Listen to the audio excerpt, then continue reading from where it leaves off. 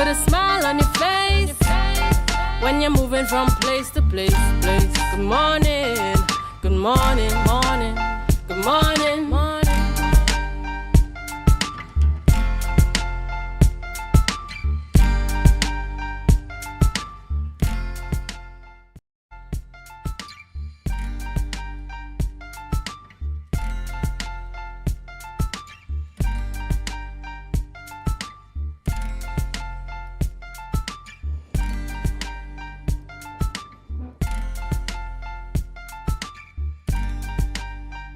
Good morning, viewers. Good morning, viewers, and welcome to the Tobago Updates Morning Show, coming to you here live from the Port Mall in Scarborough, Tobago. As we continue to give God thanks for life, I am Julian Ski. And I am Adana Combi, and it is indeed a great day to give God thanks and praise for being in the land of the living. Hi, Julian, how are you? Yes, going quite fine. And how are you? I am well, thank you so much. I got to pass through Chopin yesterday evening, and I could now join with Tobago and see now it seems to be greater now that licensing has returned to Trinidad. Right. I better leave it there Yes, for now. leave it there. Let's leave it there. All right, viewers, at this point, we head on over to our news in 90 seconds. The news in 90 seconds is brought to you by Flow, working for you on Tobago's newest fiber network. Thank you, Adana and Julian. I am Biana Brebner, and here is your news in 90 seconds for Thursday, 10th August 2023. The Integrity Commission has stated that it stands by the statement provided on Tuesday on why investigations were closed into the Prime Minister's purchase of a townhouse in Tobago. Additionally, the Commission also revealed that on February 9, 2022, a note was sent to Cabinet requesting the Integrity in Public Life Act be changed to address complaints similar to the one filed against Prime Minister Dr. Keith Rowley. However, the note, which includes a proposed change to the Integrity in Public Life Act, stating that failing to disclose information in a statement of registrable interest should be deemed as an offense under the Act. According to the Commission, response was not received from the government on this note. Dead is Alison Bala, the proprietor of Bling Bling near the Port Mall. Bala was shot and killed in the car park of the Port Mall, Tobago yesterday. He is the island's 8th murder victim for the year. The murder occurred less than a week after ACP Collis Hazel, the head of the Police Tobago Division, complained about high rates of murder and other violent crimes on the island. Finally, Jereme Richards, double world championship medalist and two-time Olympic medalist Keyshawn Walcott, will head a 16-member Trinidad and Tobago squad at the World Olympics Athletic Championship in Hungary. Richard will compete in the men's 400-meter and the 4x400-meter relay alongside Asha Guevara, the experienced Rennie Crow, Joshua Sinclair, and Shaquem McKay, while national sprinter Michelle Lee Ayi will fly the flag in the women's 100-meter and 4x100-meter relay. The tournament returns from August 19th until August 27, 2023. And that concludes your news in 90 seconds. The news in 90 seconds is brought to you by Flow, working for you on Tobago's newest fiber network. Tobago, after freeness is more speed and better TV. Get a free Samsung smartphone and free installation, plus 200 megabits per second, Paramount Plus, and more for only $299 with a select 200 plan from Flow. Visit online at discoverflow.co today. Welcome back, viewers, and we head straight on into our birthday shout-out segment, sponsored by KFC. This is your birthday shoutouts on Tobago Updates, sponsored by KFC.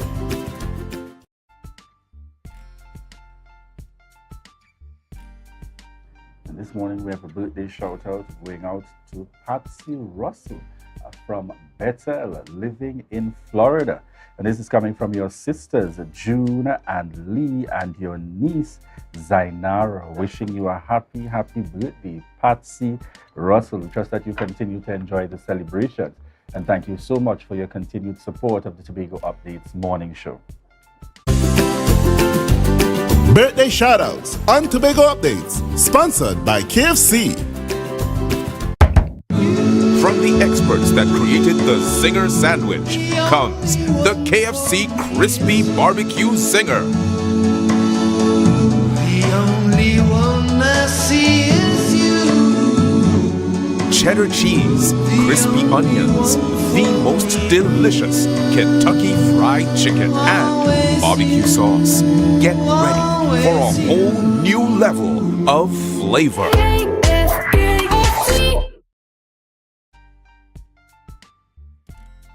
Welcome back to the Tobago Updates morning show. Rana, who are we looking at today in the rundown? Who do we get started with? So we get started straight away with Dr. Maria Dillon Remy. She's an independent senator, in the Parliament of Trinidad and Tobago, and she'll be talking about the procurement bill, right? And our next guest is... We have Judith Devertile, and we're speaking Bartering Books Program 2023.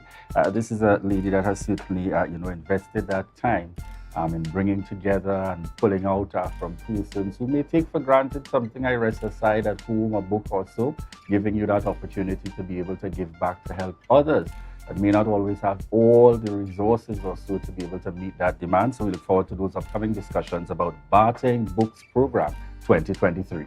Of course, I will bring up the rear with Dr. Yao Ramasar. He is the coordinator of the UE Film Degree Program, and he'll be talking about the said program as well. So that is what we have for you on the rundown this morning. All right. Just before we run over to Tobago in Focus, Adana, your thoughts as somebody living in Tobago and the happenings of yesterday. In fact, I feel like that's right where we head out and come in on the morning. I know, when I heard the news, it was a little bit shaky and kind of disturbing and a little bit frightening because, as you said, it's right in our backyard. As we exit the studio, that's where we end up. Yes. So it was a little bit, it shook me a little bit, and it's reason for concern. And just the reason for this happening, I can't fathom it. And it really is disturbing for me, I'm really hopeful, if for no other reason, the greater dedication and commitment with the TTPS will come with matters of serious crime. I know very often they report in terms of the statistics and so on, but as much as the statistics may show improvements, in a very real way, when things like these happen, yes. People cast aside every good or every work that you might have done before. We kind of just want to see a focus on areas like these. Right. Yeah, so we're very hopeful ultimately. And, it just gives us that reminder. I literally saw in some instances the space come to a standstill in these circumstances. And we're really hopeful at the end of the day. Many people say we got to pray. But more than just pray, we really would like to see correct in terms of the arms of our service are working for us. All right, viewers, at this point, we head on over to Tobago in Focus.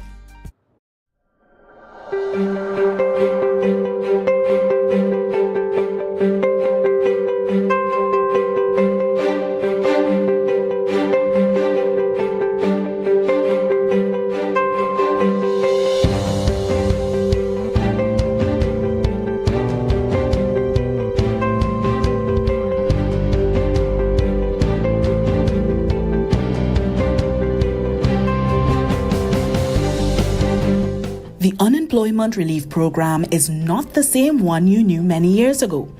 Program Coordinator Mr. Nairon Leung gives us insight into the diversification as well as different sectors that exist within the unit. Well, the URP program, it's a fairly huge, one of the more, I would say, larger units within the THA, right?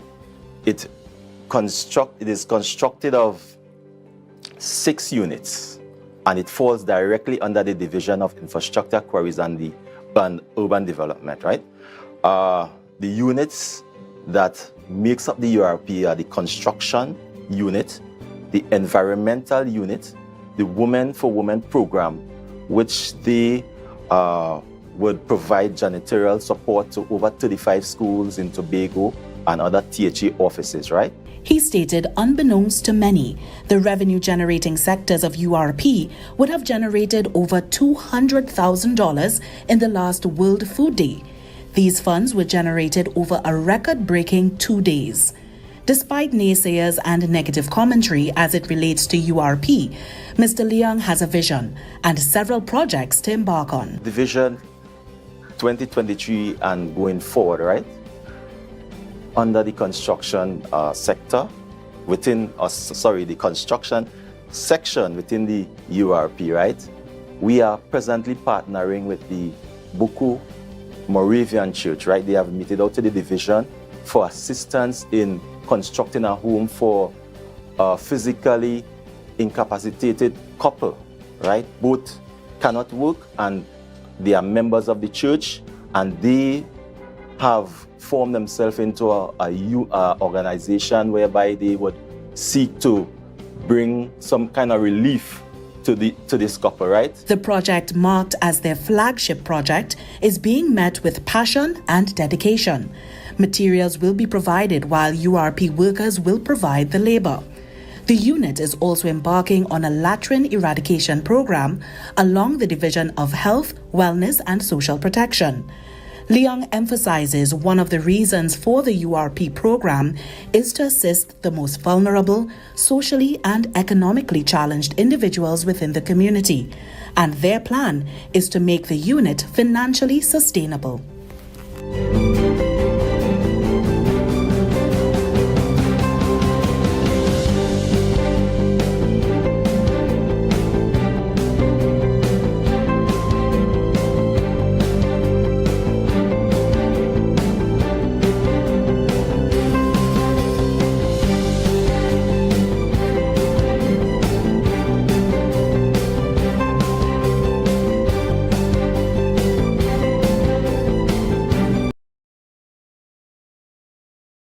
Good morning, viewers, and welcome back to the Tobago Updates morning show, coming to you here live from the Port Mall in Scarborough, Tobago. We're just at about 7:11 a.m. this morning. And in this segment, we have the pleasure of having on set with us Dr. Maria Dillon Remy. And this morning, we're speaking the Procurement Bill Explained. And she's an independent senator within the Parliament of Trinidad and Tobago, our very own daughter of the soil. Good morning to you and welcome, Dr. Remy. Good morning, Julian. It's good to be here. Morning to the viewing and listening public. All right. So as we get the conversation started this morning, we would have heard of the procurement legislation for some time in Trinidad and Tobago, and it almost seems as though it came into being in an immediate manner. And then we heard, oh my gosh, we have challenges related to it, and then there's the need for amending it in some way, form, or fashion. So I want you to start by just giving us an overview of the new procurement legislation. Okay, so I must say that it is what was debated at the end of July is now an act. So it is in force. That's one. Two, the original legislation was passed in 2015, but only partially proclaimed. And when this government came in to office, they made 3 amendments. The one that I was involved in was the one in 2020, and there was much, I would say, confusion around it. And that bill, when it was passed in December of 2020, that brought into the act some specific exemptions. But important to that discussion was that one of the things that the Minister of Finance agreed to change was that any changes would be brought back to Parliament for affirmative resolution of the Parliament. And one of the things that this bill of 2023 was doing was putting it back to negative resolution. So that was one of the big things for the independent senators. So the act was now made law in April of this year. After that 2020 amendment, 2 years plus passed, and in April this year, the government proclaimed the act. And now, in July, we are proclaimed in April. In July, we are hearing that there are so many problems with the act, and people cannot, and they want to amend it again. But I won't go there yet. One of I would say, in terms of this particular act of 2023, one of the main clauses in it was that it sought to validate 2 legal notices that were issued by the Minister of Finance, one at the end of May 21, that's legal notice 164, yes, and the other legal notice 206 of July 2023. legal notice of 164 dealt with the things that, some things that wanted, changes that they wanted by the judiciary. And that was passed. And then legal notice, which is the one that really came to the fore because it was brought to light by the opposition, was the legal notice of July 206, legal notice 206, which exempted the procurement processes for the CARICOM heads of government meeting and that whole, the 50th anniversary celebration of CARICOM. Those were exempted from the process that was agreed to by the act. So it was brought to the public's attention, and that was one of the clauses that needed to be resolute. The problem there was, why didn't the government bring it for affirmative resolution, which is what, when the debate happened in December of 2020, as I said, one of the major parts of the debate was that the government should bring back any changes that they want. And that was put as an amendment by the independent senators in the 2020 debate. And the government agreed. Having done that now, there are two legal notices that you've put into, where you've made amendments, you've made changes, you put exemptions in, but you did not bring it back to Parliament. And the reason for that was that there was an error in the Act. And because of that error, which required that services exempted under Section 7 of the Act, it said Section 7.5 of the Act. And Section 7.5 of the Act, there was an error there because Section 7.5 of the Act does not deal with exemptions. So the law said any changes made under Section 7.5 should be brought to affirmative resolution. But that was an error. And therefore, the government went ahead and did the legal notices that allowed them to procure for CARICOM and procure for the judiciary without having to come back for affirmative resolution. But now they were bringing back to change so that instead of Section 7.5 of the Act, that was another clause of the Act that said it was being changed now to Section 7.6e, which was the one that dealt with exemptions. So that was another reason for bringing the changes, this amendment to the Parliament. So from where we sit as the general public, and I'm glad that you mentioned it, because even the general focus of the public seemed to have been on the recent CARICOM celebrations held, and the feeling that ultimately, while the population may have been crying out and concerned about the fact that, all right, this legislation has now been passed, it seems quite onerous, a lot to do, a lot to get done, and people were complaining, you know, are there other ways, or how can we get around it? Nothing was done at that moment until it became an issue for the government themselves. Is that in itself not an indication that there might have been some kind of rush to have this thing passed immediately without going through the requisite work? Because you're saying this has been on the table for some time. But whether or not the requisite work that should have gone into it so as to avoid the extent of what would have transpired in this instance, or is it common in legislation that you bounce upon something that affects you significantly like this and you seek to get an exemption? I can't comment on that, Okay. that part. But I would say, I would have thought that the government, having proclaimed the act, would have made sure that everything that was necessary would have been in there for things to work. One of the things that the minister said was that there were complaints from within the ministries, the permanent secretaries within the ministries were saying that they could not work. In other words, it was going to bring, the phrase that was used was going to grind the processes of government to a halt because the time that would have been taken to procure, etc. Many of the independent senators did not buy that because these people had time to prepare. And what was happening was that many of the persons that they did business with before were not registered on the registry for the procurement regulator. There's a registry there that you had to register on. And in order to register, you had to have things in place like the income tax, etc., VAT clearance, the things that you had to legally have. Apparently, many of them did not have it. And as a result, they were not registered. And therefore, they were not legally able to tender for stuff with the government.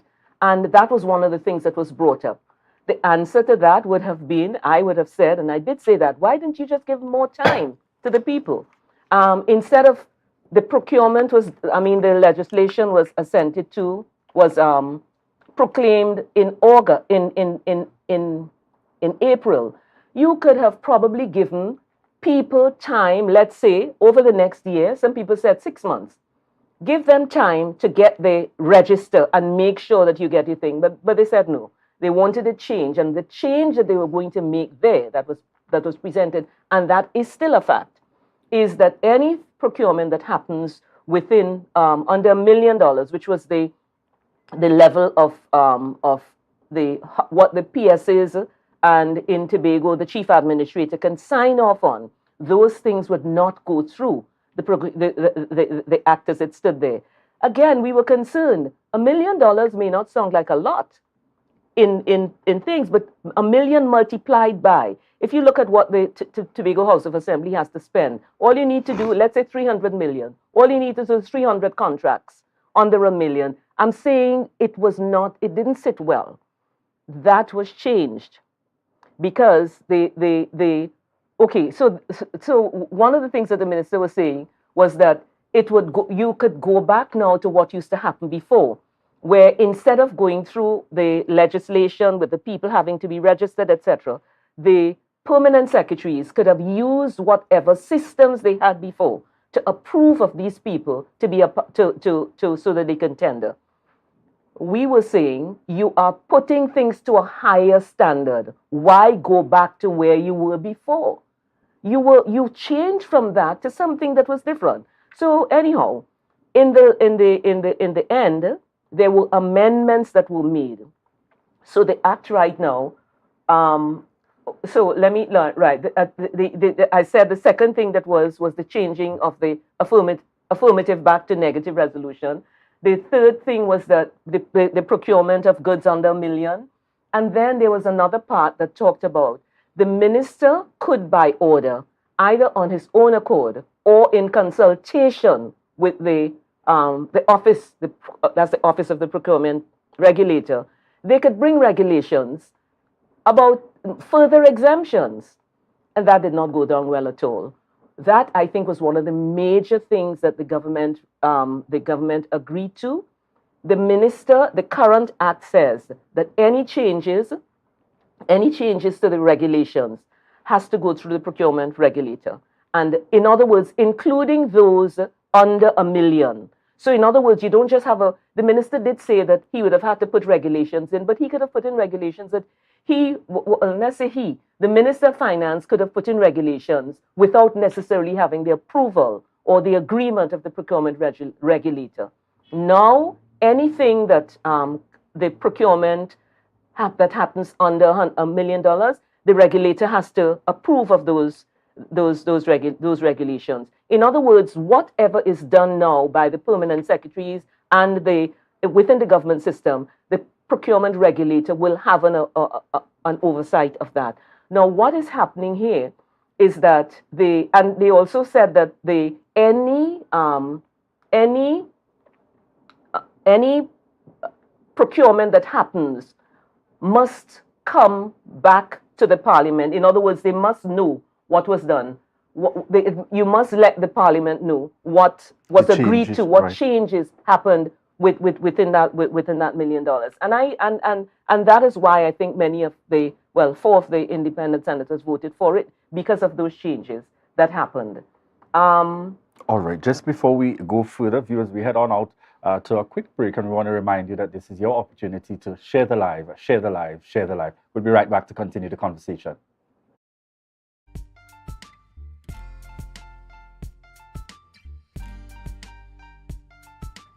Are you looking for a place for your loved ones? Heavenly Care welcomes you. Located at Northside Road opposite Massey Motors, we offer a variety of services. These include doctor visitations, social activities, geriatric care, and much more. Contact us at 277-9595 or visit us at Northside Road opposite Massey Motors. At Heavenly Care, compassion is at the heart of all care.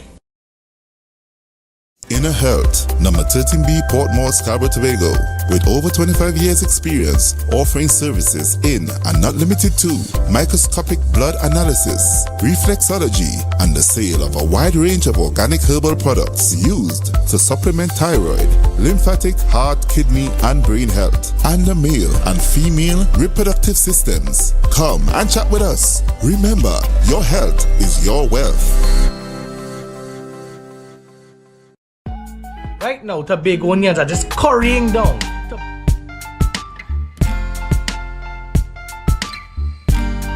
Put a smile on your face when you're moving from place to place. Good morning, good morning, morning, good morning. Good morning, viewers, and welcome back to the Tobago Updates morning show, coming to you here live from the Port Mall in Scarborough, Tobago. As we continue the conversation this morning, we are speaking, for those of you now joining us, we are speaking with Dr. Maria Dillon Remy, Independent Senator in the Parliament of Trinidad and Tobago. And we're speaking about the procurement bill and the changes that would have taken place recently. Just before we went out to the break, Dr. Remy, we were speaking about the fact that the voting of some independent senators seemed to have leaned in favor of the changes versus others who probably stood firmly against. Okay. What I want to get is, one, I would like you to touch on that. What does that mean in terms of seeing that kind of, variation at the level of the independent bench?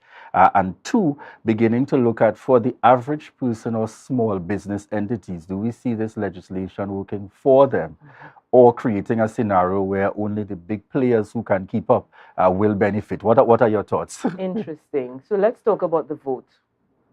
As there's no independent bench.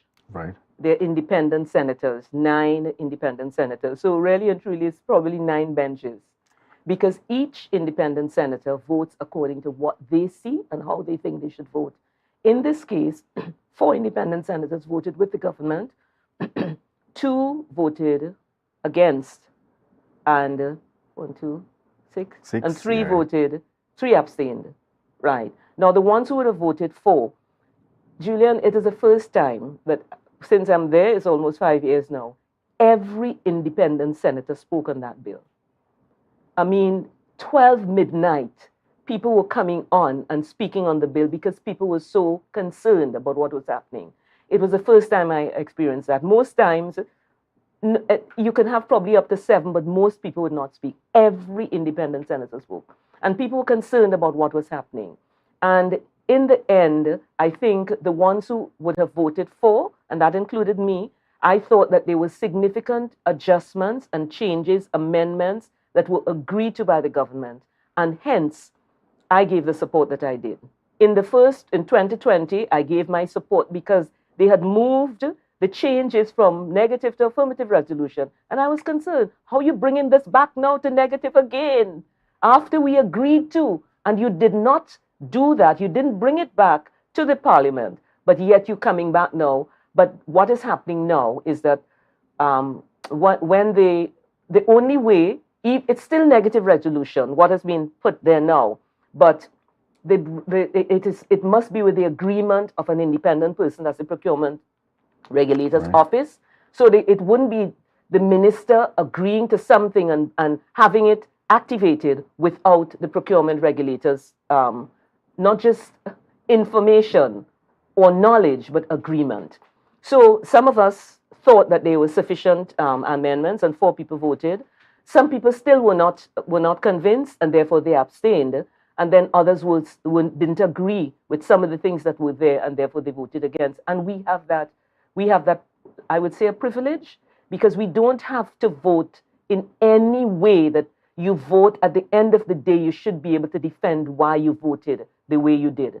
And it is hoped that you would have done it with the kind of integrity that is expected of us, not just voting with the crowd, but voting, and you can say why you voted the way you. So that is that's as to how the independent vote would have gone. How the vote would have gone. Yes, the government got 4 independent senators voting for with them.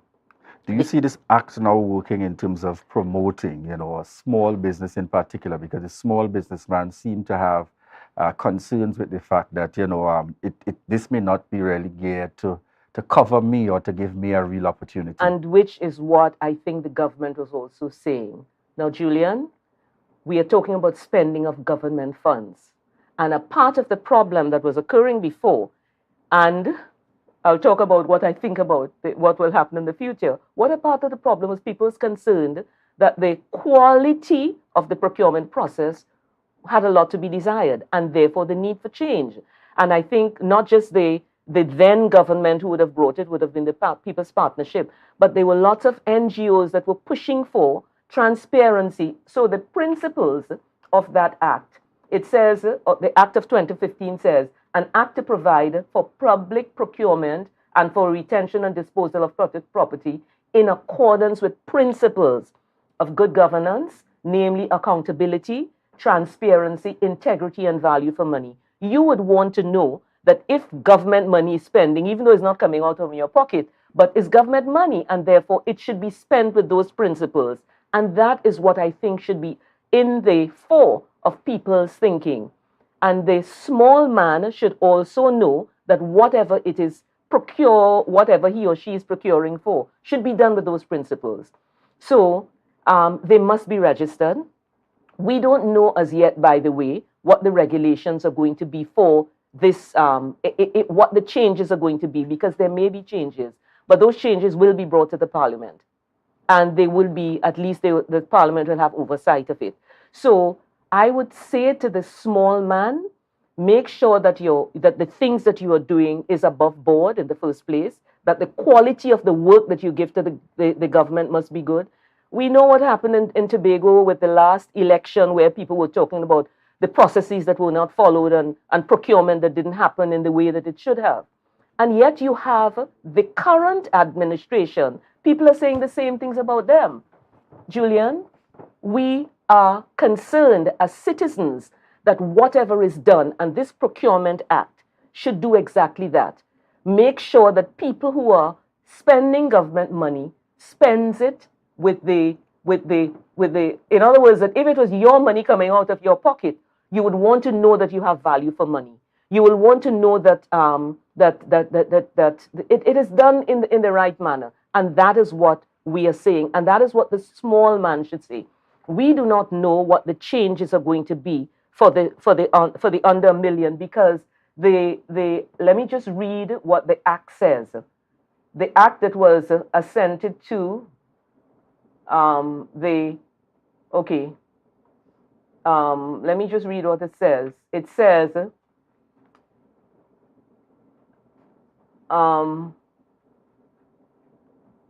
okay, Julian, I have it, right? It says, Clause 5 of the, Section 5 of the Act says, a new section, so Section 4 of the Act says, the Act is amended by inserting the following section, subject to regulations made under Section 63, and these regulations now, as I said, are the regulations will come under the ambit, in other words, the site of the Procurement Office, right? And not just under the site of the minister.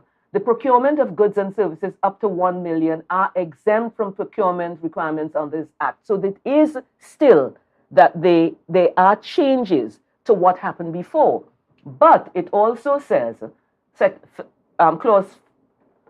Section 5 says that the procedures for the procurement of goods and services up to $1 million must be subject to that process. So we will see the regulations that will come to, but there will be some changes to what is happening for procurement under $1 million.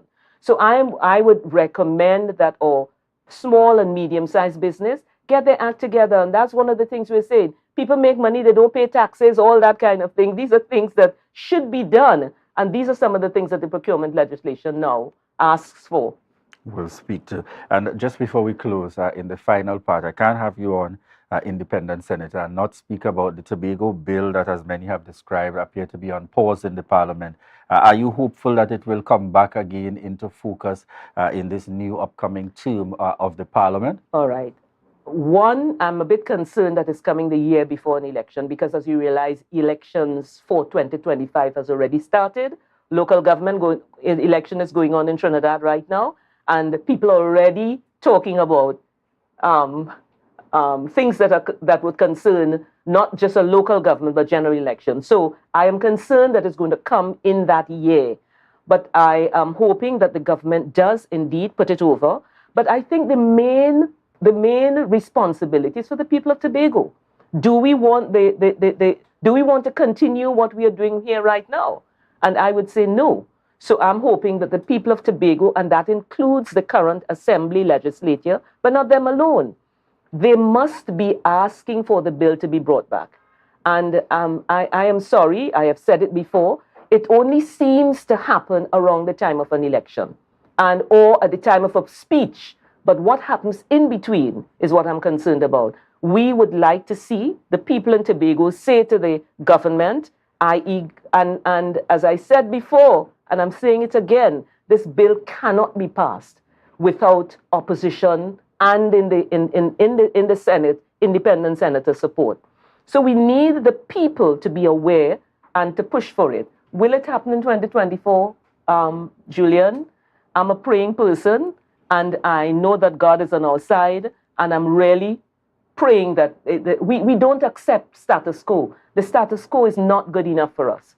All right. Thank you very much there, Dr. Maria Dillon Remy, Independent Senator in the Parliament of Trinidad and Tobago, joining us here on set this morning. Viewers, we want to remind you that this is your opportunity to share the live, share the live, share the live.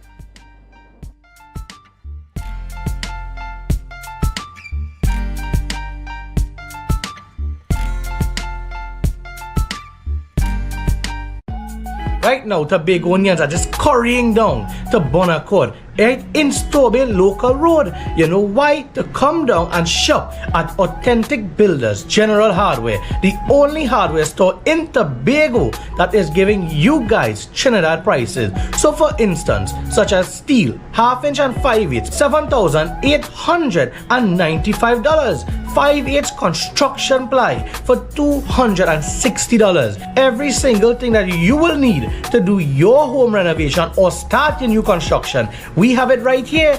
And to get your quotation, it's very easy. Just WhatsApp us at 272-1990 and we will do your free WhatsApp quotation for you.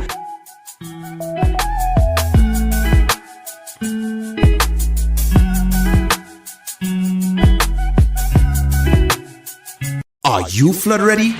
Review and update insurance coverage. Install floodgates and barriers. Create a family flood plan. An initiative to help people prevent, prepare, recover. TATIL, where people are people. Summerama, real steam for the summer at Standard. Is a dream for the summer. Dreamy, steamy, Standard. What you have? What you have? All the best deals, no drama. Standard be beat like a hammer. Go tell your friend, tell your papa, tell your mama. We got more, we got more. Standards have what you're searching for. Quality brand, discounts galore. New things for the summer, online in store. Summertime is here, so make the most out of it at Standard. Never beating on quality and price. It nice.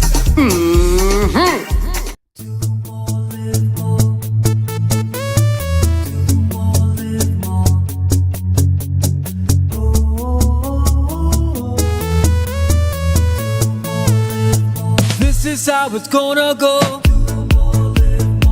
They better look up below, 'cause this is your show, and everybody's gonna know. Say it to them once again. They better look up below. This is your show, and everybody's gonna know. That's how it's gonna go. They better look up below, 'cause this is your show. Live more.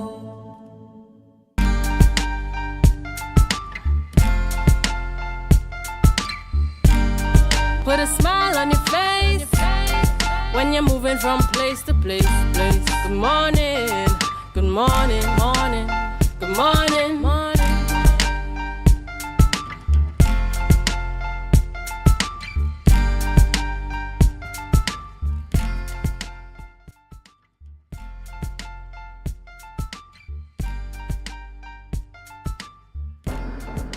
Welcome back to the morning show on Tobago Updates Television. I am Adana Kumbi, and of course in studio we have our next guest, and she is here to talk about the Bartering Books program, and her name is Judith Devertile.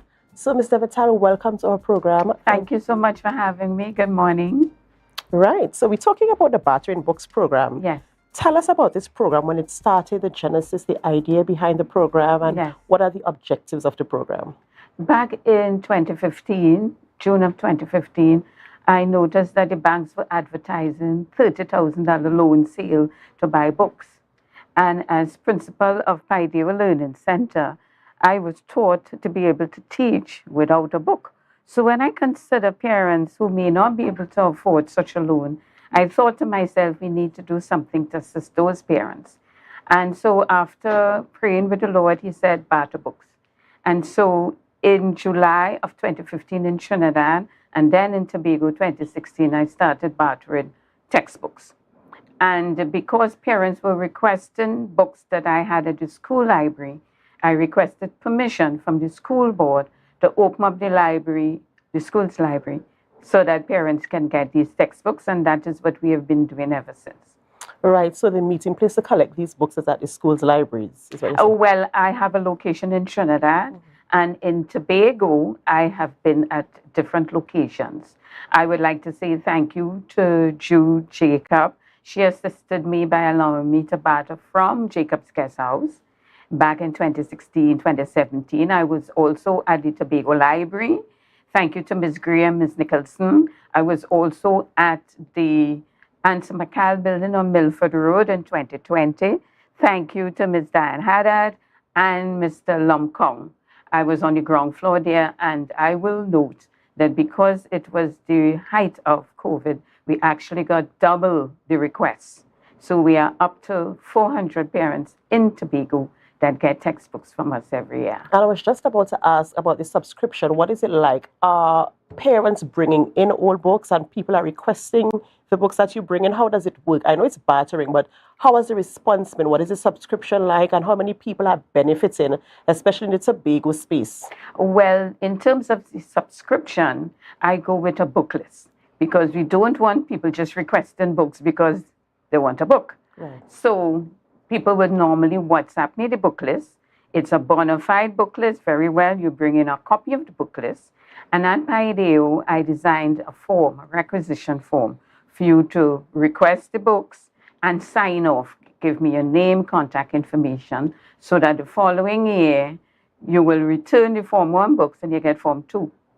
Things like that. Right. First-time parents have to contribute 6 books because they are getting 6 books that somebody gave. After that, you don't have to contribute. You just have to bring back what you got. Oh, I like that. And I like the transparency of the process in terms of having to produce a book list, you said, and then the requisition for the books that they want of the book list. Yes. And to enter the program is 6 books. First-time barterers, they bring in 6 books, yes? Yes, to contribute 6 current books, I might add, because we don't want books that, we know it's new and revised every so often, but we don't want books that are 20 and 30 years old. We want books that are in the system that can be used for other parents. Right. And how do persons get onto you, or how do persons participate in this bartering program? Well, I have a number on WhatsApp. I can give the number one time. It's 333-3173. And yes, that's one of the posters for Paideo Learning Center. And as you can see, it's Trinidad and Tobago. Yes, and I see your Trinidad days are Mondays, Tuesdays, and Saturdays, and your Tobago days are usually Wednesdays, Thursdays, and Fridays. And what is the time? What is the time frame for collecting? What hours? From what time to what time? Well, it's by appointment, but it's usually from 10 a.m. to 3 p.m. This year, thank God, Pentecostal Light and Life is accommodating us to barter this year. As a matter of fact, we started last week. Okay, and how has the response been since you started last week? Excellent. I've been calling people, letting them know where we are located this year. Last year, we were at Tobago Downtown Electrical in Spring Garden. We are not there this year. We are at Pentecostal Light and Life School. And this is in Sanctus Hill, people, for those that is correct, in Sanctus Hill. I know the principal, Mr. Joel Peters, from chess. I'm also a FIDE chess instructor. And I noticed I was getting a lot of booklets from the school. And I said, but Lord, the school is conveniently located. They have the accommodations, they have parking, they have the space. Maybe I can ask them to accommodate us this year, because I was looking for a location for accommodations this year. And Mr. Peters graciously referred me to the board of directors for the school. I presented a proposal and they said yes. So thank you to Mr. Frank, and it's wonderful indeed. You can come on over, preferably by appointment, but sometimes people say they just heard and they came to make sure that it really is a functioning system. Some people think, no, this can't be real, but it is. And of course, the benefits, there are benefits to this, right? Yes, there are benefits, including free stationery while stocks last. Yes, and you join the program, you become a member.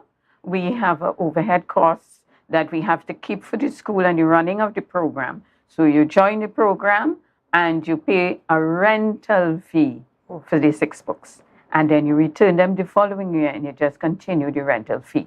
But as a member, you can bring in up to 6 book lists. So if you have a family member, a neighbor, who have a book list that needs to be filled, they don't have to register. They just come in under you as a member of the program. So that means as a member of the program, you can rent or borrow or barter up to 36 books, because that's 6 books per book list. That's my math working there. That's correct, indeed. But I must admit the only bugbear to the system is people returning their books. They get such lovely books that sometimes they don't want to part with it. We literally have to call people. Actually, we are looking to computerize the system so that you just press a button and they will get a notice. Don't forget, return the books. Because the books need to come back in so that we could fill the request going back out. 10% of books being returned is not enough.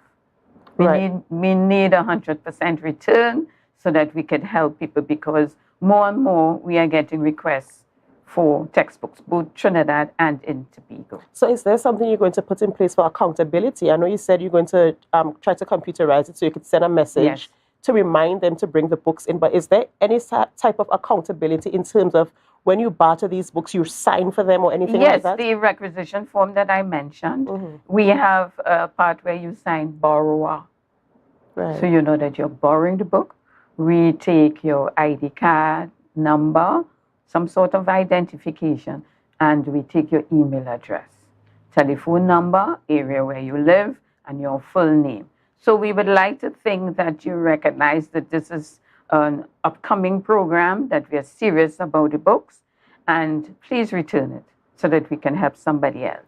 I like the transparency and the accountability for this program. How long is it running for this period? Because I know normally every year in Tobago, it's August and September. It's from July in Trinidad, but it's easier for me because of the back and forth. I come every week for 8 weeks. So the entire month of August and September. Why I include September is because some parents tell me that they only get the book list when school reopens in September. So I have to give them opportunity to come in with the book list. Okay, and the books that you receive, they are in relatively good condition that you can barter? Oh, yes, indeed. As a matter of fact, some people are surprised that the bartered book is actually brand new. Parents will tell you over the years that they bought books for their children and it was never used. Okay, so with this system, it's being used, and the idea is to let the child know, keep it in good condition so that somebody else could get it after you. So then the onus also is on the parents to ensure the child takes care of the books. Because, you know, sometimes you get to school and sometimes children could be a little bit careless. So this actually gives them the opportunity to help them to be careful with their... And for some schools, we even have school shirts and school pants, $1. Oh. For a shirt. We are trying to teach the children the value of $1. Right, but is it used stuff as well? Brand new school shirts given to the program. Through sponsorship and donations? Through sponsorship and donations, we have given school uniforms. This happens in Trinidad and Tobago as well? That is correct. This is really awesome. I must commend you for this initiative. And I look forward to people participating, people of Trinidad and Tobago, specifically in the Tobago space. We're talking about the book bartering program. And of course, you can bring in your new and fairly used books at the Pentecostal Light and Life. That is correct. Of course, you meet with Miss Judith Devertile, and she will collect your books. There's a transparency process, there's an accountability process. You sign in your books, you sign your books out. Yes? And you also sign it back in. I have a form for the returning books so that we match the sheet with the books that you're returning with your file from last year. So it's kind of like a library system then? Yes, indeed. And if you got the books for Form 4, you get to keep it for 2 years, 4 and 5. Right, because they use the same books. Same books, 4 and 5. Same thing with lower 6, upper 6. Same thing with standard 4, standard 5. And same thing with university books. We particularly like to help those students who are doing tertiary studies that are not getting assistance from the GATE program anymore. As you know, they did cut the GATE program 3 years ago. So we encourage those people. We have books for tertiary, law, economics, accounting, we have it all. Right, well, I'm happy to hear that, ladies and gentlemen, you heard it. So from the primary school level all the way up to tertiary education, you can bring in your books, have them bartered for brand new books or fairly used books. So if you are out there and you have your book list and you still haven't received or purchased or unable to acquire all of your books on your book list, you can contact Miss Judith Devertile, and she will help you to go through the process of bartering your books. Thank you so much for joining us on the program this morning. Ladies and gentlemen, we are going to go to a break. But of course, before we go to a break, we're asking you to share the live, share the live, share the live.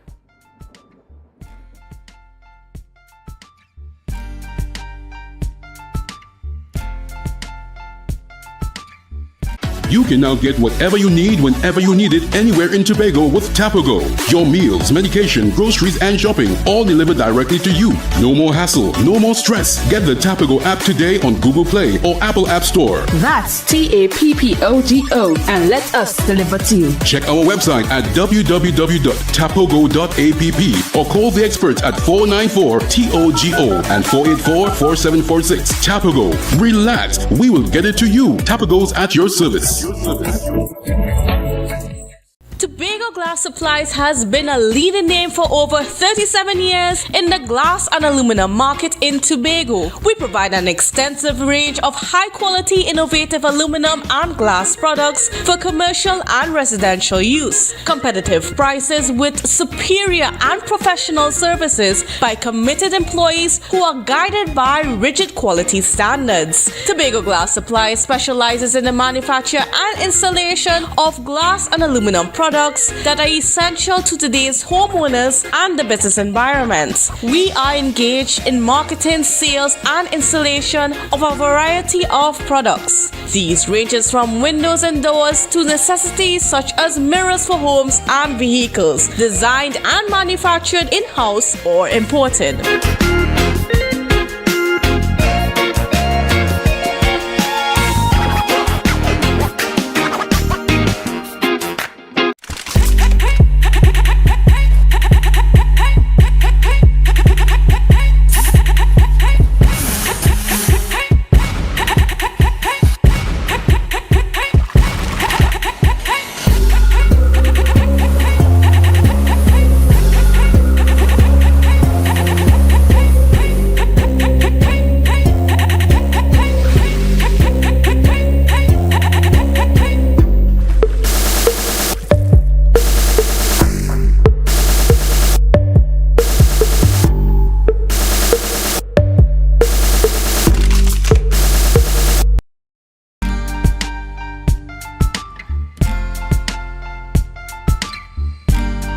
Put a smile on your face when you're moving from place to place. Good morning, good morning, morning, good morning, morning.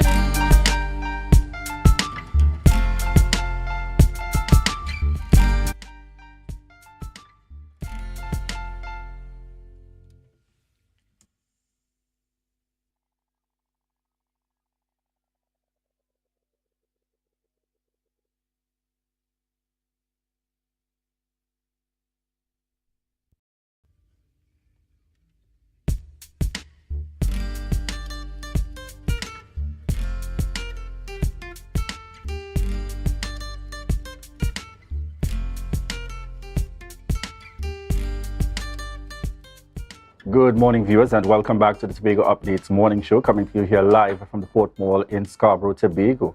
Yes, viewers, and just before we head on into this final segment, we have another birthday shout-out in the mix this morning, and we're just pulling up that photo there on screen.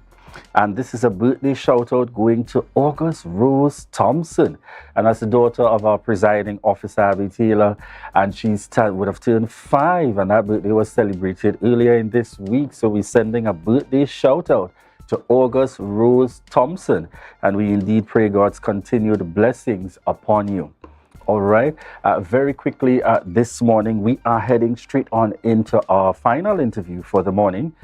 Dr. Ramasa is supposed to be joining us online at this point, coordinator of the UE Film Degree Program. Good morning, Dr. Ramasa.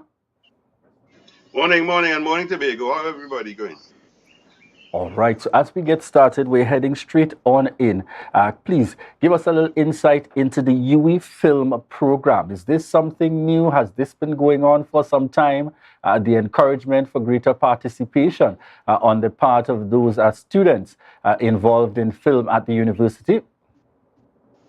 Yeah, well, the program has been around since 2005, 2006, and we graduated over 100 students in with predominantly BAs in film production. There's also a degree in film studies, and they've started to show up all over the world in terms of some of the most venerable spaces: Cannes, Berlin Film Festival.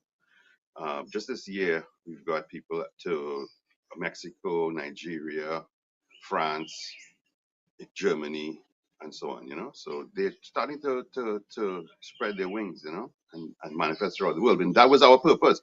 We always told people from the Caribbean generally and Tobago and Trinidad that we want them to be competitive and to complement their peers all over the world, and so said, so done. So they're starting to spread their wings and show up all over the place with some fantastic stories, narratives. So very, very satisfied with where we are. And that's just the first 6 months of this year. So everything's going quite well, huh?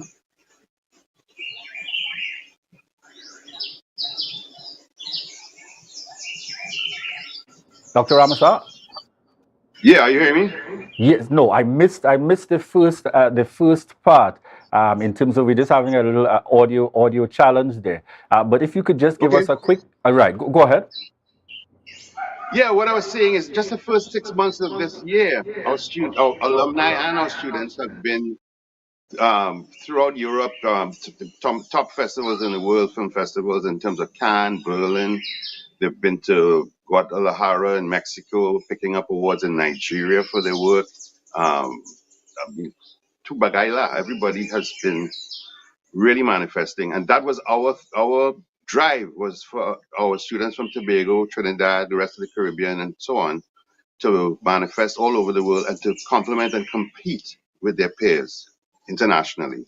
And they're actually outdoing them in a way, because this is an undergraduate program. So typically, you don't see people from undergraduate film programs in the world competing at this level. It's usually people coming out of the Master of Fine Arts programs. So they are punching above their weight. And I think it's interesting because unlike other subjects like physics or literature, they don't do it at O levels, or used to call O levels, or even so-called A levels. They're starting from scratch for this 3-year program. And in 3 years, they're getting up to this point, quantum leaping. So it's very, very, very exciting. Would you say definitely in terms of making that connection with the international side? Because many people you find, they speak about when you get this experience in terms of from the postgraduate level, you go international and you have the opportunity to connect. Would you say that this is one of the distinguishing features for this undergraduate program with the university at this time? Absolutely. And I just want to bring it in case we close suddenly.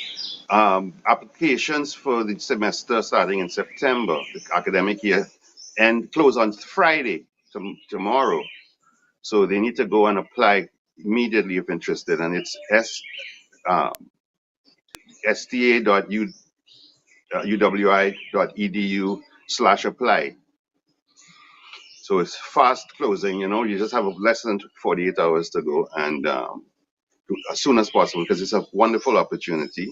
And we only see this as a stepping stone, And of course, we'd like to see more students from Tobago. I've always believed that Trinidad and Tobago, I could call it Tobago and Trinidad. I don't know why it's always flip flop and the sister stuff. I don't believe in any of that. This is a twin island republic, and we want to see not just representation, but manifestation of Tobagonian stories. And we've had a wonderful run with the Tobagonian students who've been in the program. Oshun Trim, for instance, did a brilliant film called Oya on a screenplay that she wrote. That was 2 years ago, and just bring those stories forward, because we have to tell our stories, and they're so rich, and we just want to express that and share it with the world. Broadly, who would your target be in terms of persons to get involved in this program? Well, generally speaking, it's any age, because we even take mature students who've been in the industry. They have to sit for an interview and provide a portfolio. But generally, people who have a passion for film and see it as a profession and want to go ahead with it, it is a lucrative field as well. People don't see it as a traditional or safe occupation, but it actually is part of the cultural industries, and which is a growth sector in the future economies. So those people who feel that they want to back themselves as future workers in a very, very exciting field, they should come on down. You got to have the usual minimum 5 passes in CXC or CSEC, general proficiency grades 1 to 2 if it's before 98, and 1 to 3 after 98, and must include English language. You got to get between an A and a C, and you get passes in any 2-unit CAPE or GCA level subjects, one of which has to be in the humanities. So if you have those qualifications, if you don't and you're somebody in the industry or mature student, then you come in and do an interview and you present your portfolio. So we're open. We don't see this as, we see emerging filmmakers as being of any age. You could be 60 years old, maybe a retiring public servant, and you want to complete that dream you had all the time of making films and telling your stories or our stories on screen. So all are welcome, and it's very, very exciting. We've had so many things happening. We're constantly having screenings and fora and all sorts of events, So it's not just the courses, but you also have constant happenings, therefore, that involve. We have a film festival called the World Festival of Emerging Cinema, and we also have a journal called Caribbean Cinema Review. We've got lots of sort of ancillary stuff supporting it. So it's an exciting environment. It's a kind of a cultural hub right now in the East. And yeah, it's very, very exciting. We just came off of film camp, which was 14-year-old plus students who had a great time. And, all our alumni came and mentored and taught them. It's very exciting. All right. For the benefit of those viewers and, those younger ones who have the challenge, they have an interest in film, they're into the arts and so on, but parents seem to be saying, where are you going and work with that in Trinidad and Tobago? I know you said it's a lucrative field once done well and you give the commitment and so on. What are some of the avenues for persons who qualify themselves in this area coming out of the undergraduate program? Well, we're looking at portability because you can now you can do your thing from anywhere in the world, particularly screenwriting, and it's extremely lucrative.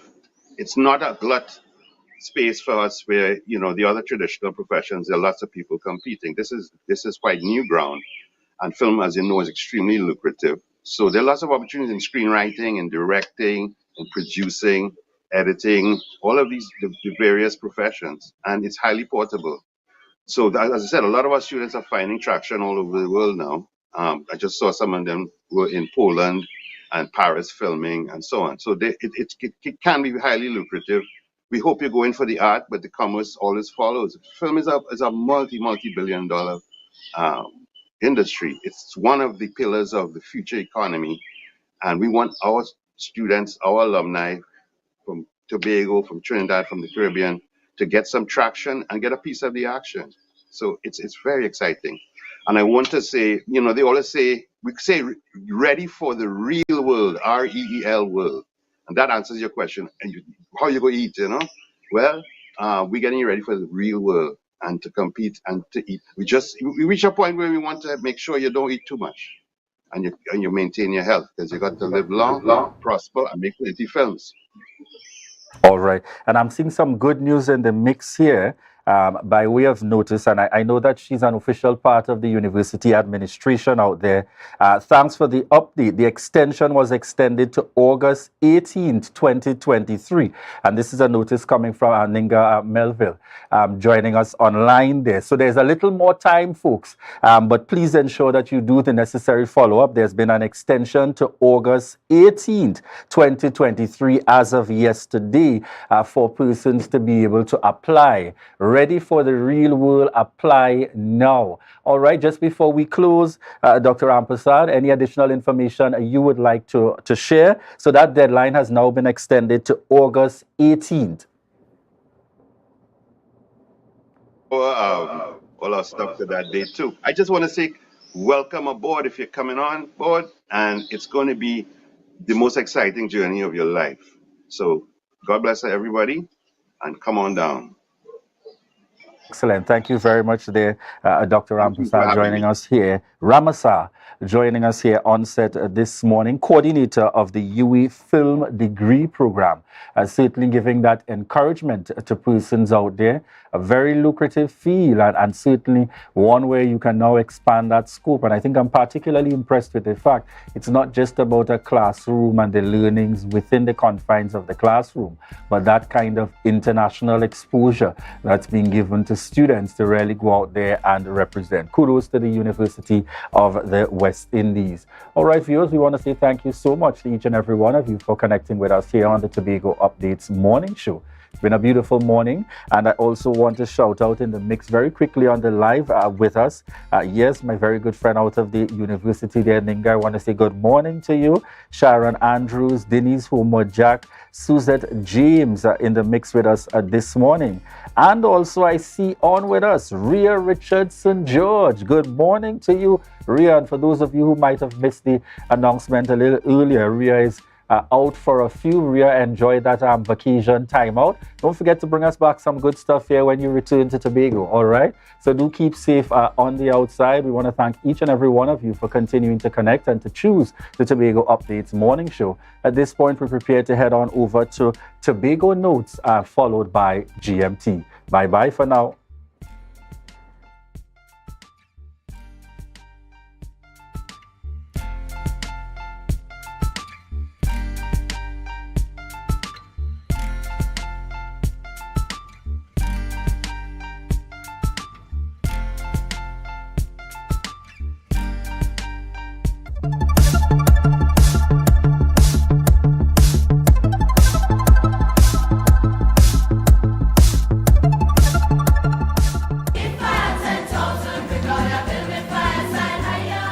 This is Speyside.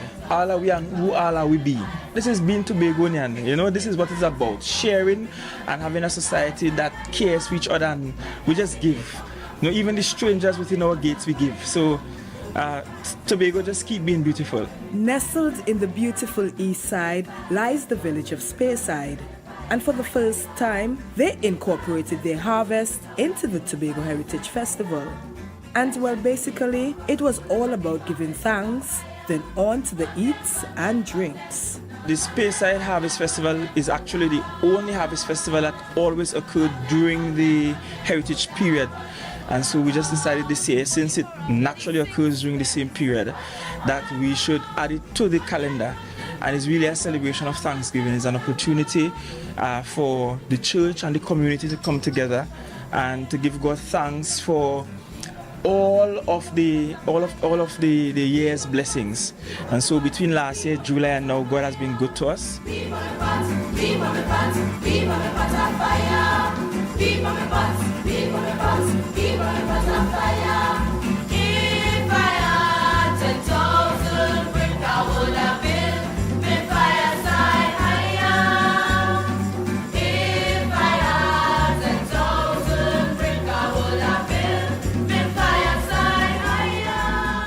It's a unique opportunity. It's something unique. I mean, I had experiences with friends from Trinidad, and they find this harvest phenomenon out of this world. Because I could give you a little story. The first time I brought a friend to harvest, he forgot his wallet in his car. He was like, "Hey, I forgot my wallet." So I was like, "The car is locked. What's the problem?"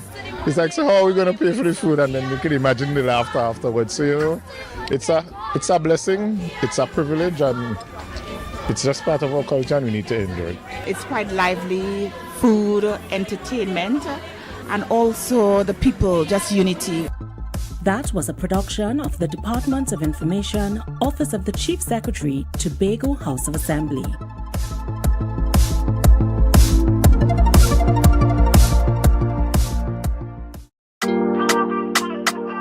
Yeah. Hey. Tobago updates. Good morning, Tobago. Wake up with Candace and Denise. Let's go. It's a brand new morning. Rise up to a brand new dawning. As the passion start to rise, the energy fill the skies. I say thanks for favor to wake up and hear me neighbor. 60,000 people strong, and the vibes is never wrong. Welcome to Good Morning Tobago on Tobago Updates, your source for current affairs in Tobago, Trinidad, and the region. With the perfect conversations to complement your morning routine, I am Candace Jackson, and let's get started with the news in 90 seconds. The news in 90 seconds is brought to you by Flow, working for you on Tobago's newest fiber network. The Integrity Commission affirms its commitment to the statement released on Tuesday explaining the closure of the investigation into the Prime Minister's Tobago townhouse purchase. It also revealed that on February 9, 2022, it forwarded a note to the Cabinet proposing changes to the Integrity in Public Life Act. The suggested amendment aimed to address complaints like the one against Dr. Keith Rowley. It specifically recommended classifying the omission of information in a registrable interest statement as an offense under the Act. However, the Commission received no response from the government on this proposal. And to some news on crime, Alison Bala, owner of Bling Bling in Scarborough, was fatally shot in the Port Moores car park in Tobago yesterday. This incident marks the 8th murder on the island for this year. The killing happened shortly after ACP Collis Hazel, head of the Tobago Division Police, expressed concern about the escalating violent crime rate on the island. And in some little bit of sport, Jareem Richards, a two-time World Championship medalist, and Kishon Walkup, a two-time Olympic medalist, would lead a 16-member Trinidad and Tobago team at the upcoming World Athletics Championships in Budapest, Hungary. Richards is set to compete in the men's 400 and 4x400 meter relay, joined by experienced athletes including Asa Guerrero, Rennie Kwao, Joshua St. Clair, and Shaquem McKay. Sprinter Michelle Lee Ayi will represent in the women's 100 meter and 4x100 meter relay. The championship is scheduled from August 19th to August 27, 2023. And that was the news in 90 seconds.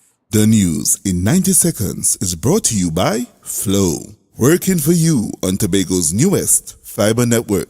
Tobago, after freeness is more speed and better TV. Get a free Samsung smartphone and free installation, plus 200 megabits per second, Paramount Plus, and more for only $299 with a select 200 plan from Flow. Visit online at discoverflow.co today.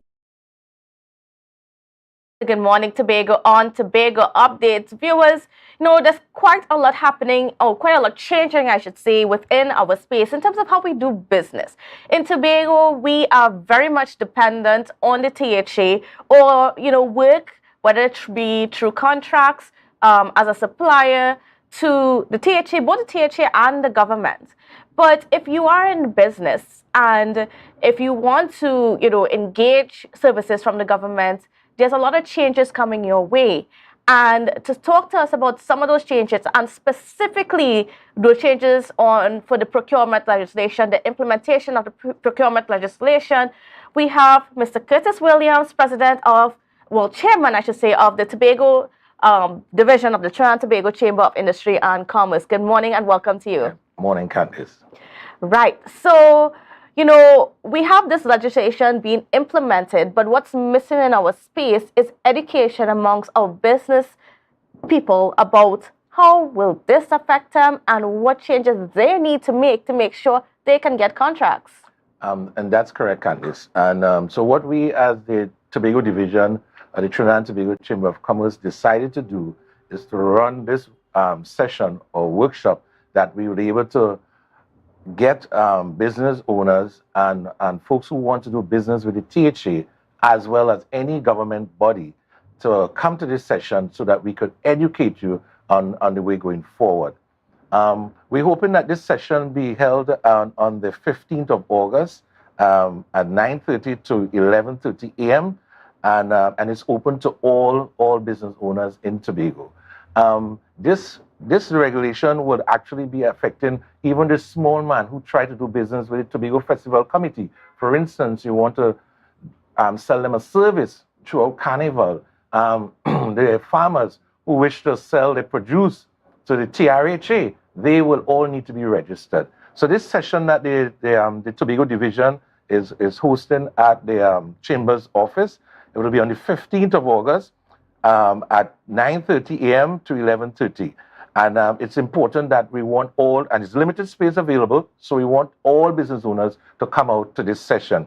It will definitely be a small fee for registration. Members will be $100 plus VAT, and non-members will be $150 plus VAT. And we're asking you to contact us at 639-2669 and give us a call, and we will do all the registration from there on as we move forward.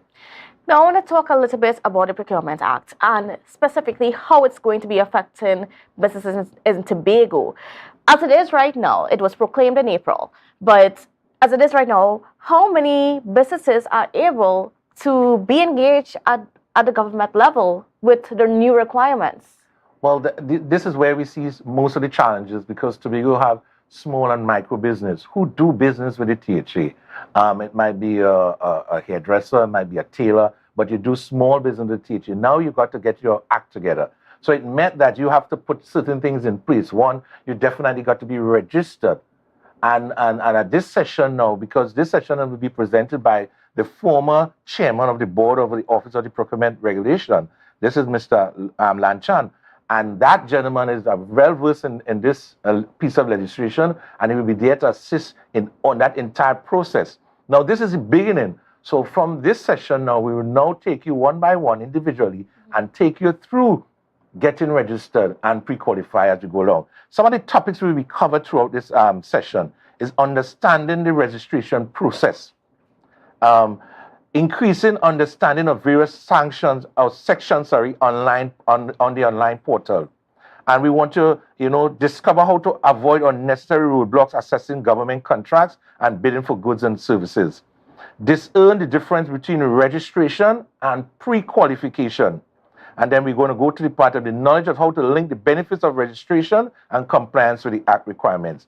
So this session is going to be really, really important. And I'm urging all Tobago business, small business, micro business, come out. We are limited spaces, and I want you to give us a call at 639-2669, or you can email us at tobagochamber@chamber.org.tt, and we will start the registration process there. Registration will be closed on the 11th of August, so we're asking you to please come in and register early. Now, Mr. Williams, could you tell me a little bit about, how would this affect Tobagonians, to the business sector in Tobago, the private sector that has been challenged for several years? How would this affect if the business owners do not do the necessary and do not get registered and even pre-qualified? Yeah, definitely. Candice, what we realize is that if you in Tobago, because when the suppliers or the THA or the government is looking for suppliers, they're going to go into the registry.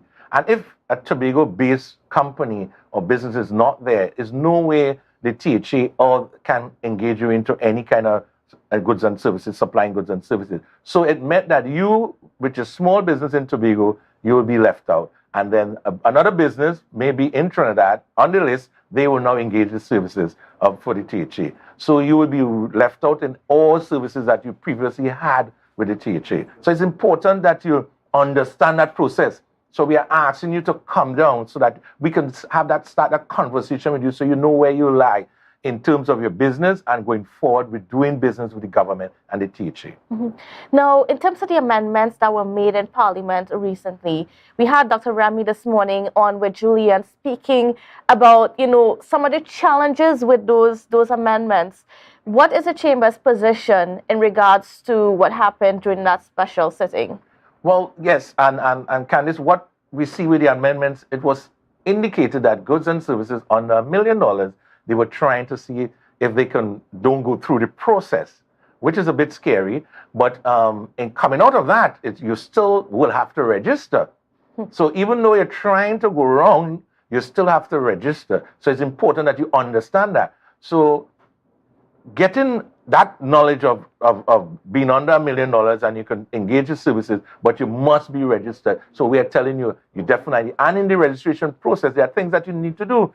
You need to get your taxes paid. You need to get your NIS paid. You need to have a business, a profile of your business. The business can't exist somewhere. And we said, well, it's downtown Scarborough. And when we're looking for you, you're somewhere below some step or something. No, it must be a legit business with register at the government. And then you must be doing that said business. So you can't say, for instance, you're involved in agriculture and then you're selling blocks. So there must be some correlation as to what's going on there. So it's important that you understand this entire process and you get yourself in a place of readiness, because sooner or later you will realize no business coming your way. It's because you're all gone, and that's the effect of it. Are you, as a chamber, concerned that Tobago can lose out? Yep, Candice, we're definitely concerned. There's another conversation we want to have with some other players as to protect the Tobago business, because it seems like, as I indicated early on, the Tobago business could lose out a lot by not getting themselves in a state of readiness. So we at the Chamber want to encourage you to come to this session, and this is just the beginning. We have other sessions that we will assist you in getting the whole registration done and pre-qualification. So it's not just mere fact of coming to this session and you're finished. We're going to walk you through, we're going to hold your hand and walk you through the entire process until you get registered, pre-qualified, and you're ready to do business. What's interesting about this whole procurement legislation implementation is that for the last couple of years, we've been sort of inundated with, claims that the THA was using too much Trinidad contractors. Some of the large contracts were going there outside of Tobago and so on. But here it is, you have a legislation that's coming that's being implemented right now, that will even affect those small contractors, and that's what Tobago business is, small, micro. That's correct, and to get you into that competitive realm and to get you to that standard where you can compete throughout, we at the Chamber Tobago Division want to assist you in that process. So we are appealing to you guys, come to a session. Let's have that conversation, that initial conversation, where now we can really move your level, where you can be competitive in your whole bidding and your tendering process, because that's one of our workshops coming up, bidding and tendering. So it's important that you understand the fundamentals, getting your documents in order, registering your business, getting your business pre-qualified, and then get ready for the world of business. What can you tell me today about, the state of business in Tobago? I know the business sector has weathered quite a lot of storms, and not just COVID-19. Even before that, with the sea bridge challenges and the decline in tourism and so on. What can you say is happening right now? What does it look like? Well, we recently wanted to launch a survey where we could have interviewed most of the business throughout the island to get a real sense of what's happening. That survey is supposed to be started soon, so that, because based on the information we're getting from the players in the field, it seems like things is not of the best and there are opportunities. So we want to know where everyone stands. So hence the reason why we decided to embark on that survey, so that we could get some feedback from the small business, micro business across the island. We had 1 and 2 spikes during certain times, Great Fete. Now we have a Great Race coming up. And then we had Independence. You may have 1 and 2 spikes, but spike can't pay bills. So hence the reason why we want something more sustainable that carry you throughout the year, that you could really, really see. I want you to elaborate on that a little bit, because a lot of times we hear from the politicians, okay, we have this event, it's going to be so great for tourism, it's going to be bringing all this amount of revenue, but those moments are isolated on the calendar. Yeah, definitely, Candice, and that is exactly what happens. So we're seeing that, again, look like October, Tobago Carnival is coming up, and then you will have a spike. So your sales may just hit you that spike, and you will feel excited, but after the Tobago Carnival, everything goes back to normal. And that's where the problem lies.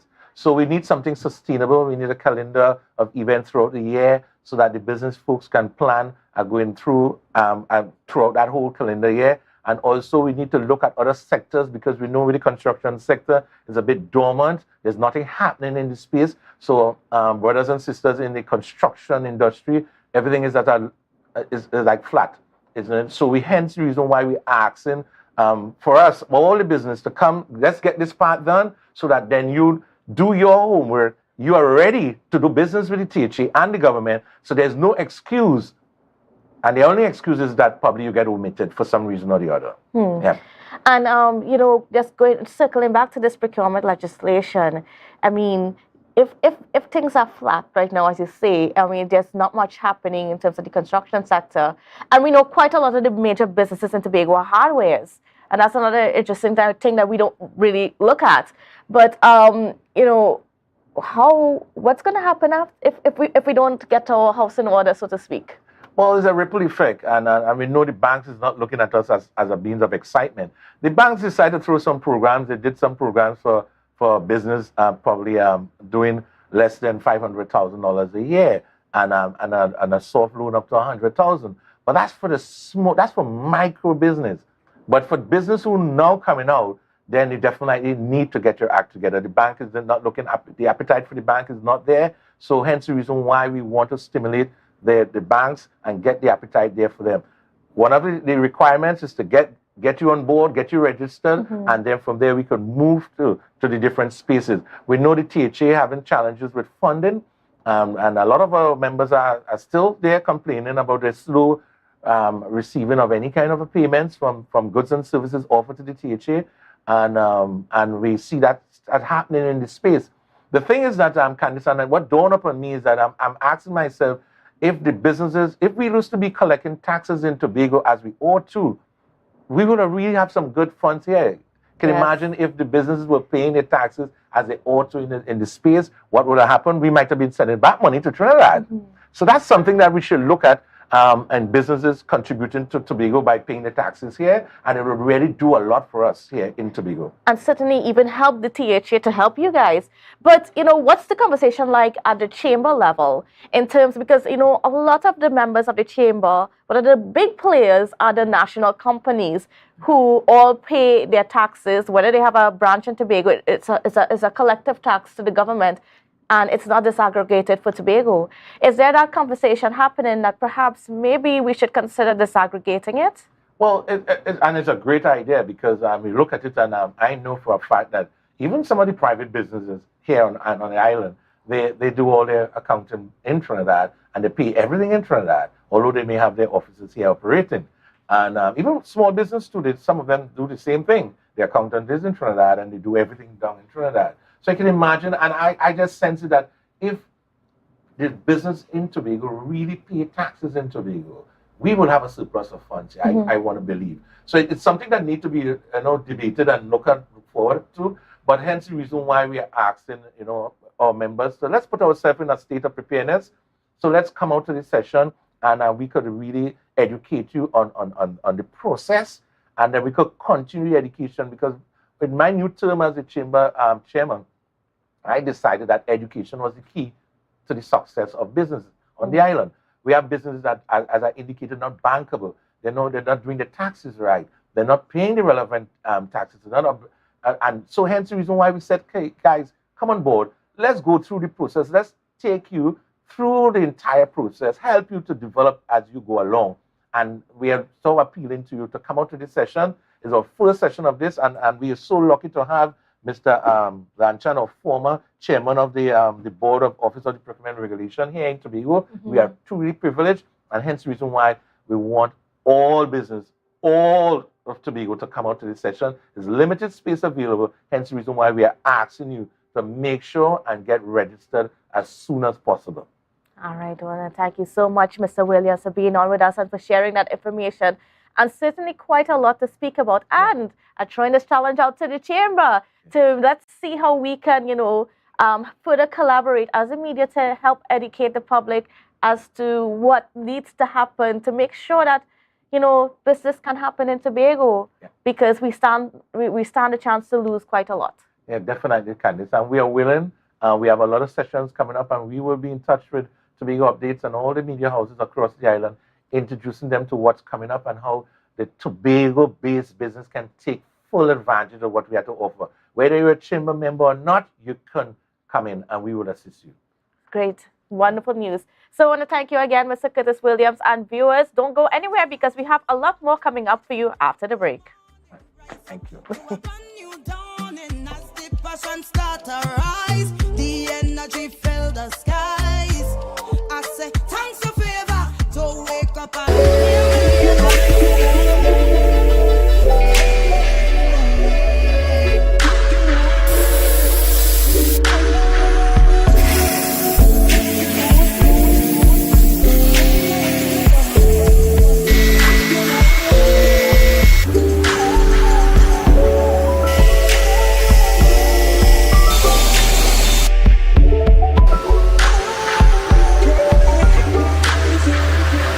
Jimmy's Holiday Resorts has 1, 2, and 3 bedroom, fully self-contained apartments located at the heart of Crown Point. Minutes walk to the popular beaches, restaurants, bars, and the airport. Enjoy our amazing amenities such as fully equipped apartments, complete with Wi-Fi, AC, TV, and a pool, and a mini-mart on the compound. Call 639-8292 or 8929. Jimmy's Holiday Resorts is your family's home away from home. Are you flood ready? Recycle and properly dispose of large waste. Avoid sweeping yard clippings or trash into drains. Plant trees to avoid soil erosion. An initiative to help people prevent, prepare, recover. Tatil, where people are people. Never ever worry, don't mind if life make you sad. I tell them never ever worry if your house get flooded out real bad. I tell them never ever worry, what I'm saying is true. So just consider, Tatil will always be here for you. Tatil, where people are people. You know what I mean. MI4 Security Services Company is the most advanced security service in Tobago. Ask about our cash and transit service. It's safe, risk-free, reliable, and timely. We provide safe banking delivery for all business types and sizes with highly trained staff, 24/7 monitoring, coordinated emergency response, and a well-maintained fleet of armored vehicles. Contact us at 660-7723 or visit our website at www.mi4securitytt.com to sign up today. October will never be better with Tobago Carnival fever. Book your passage and come on over. Yes, be careful.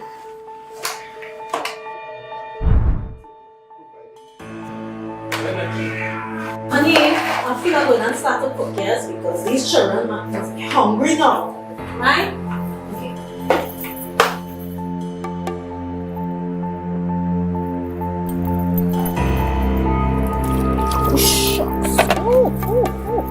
These plugs, oh my gosh.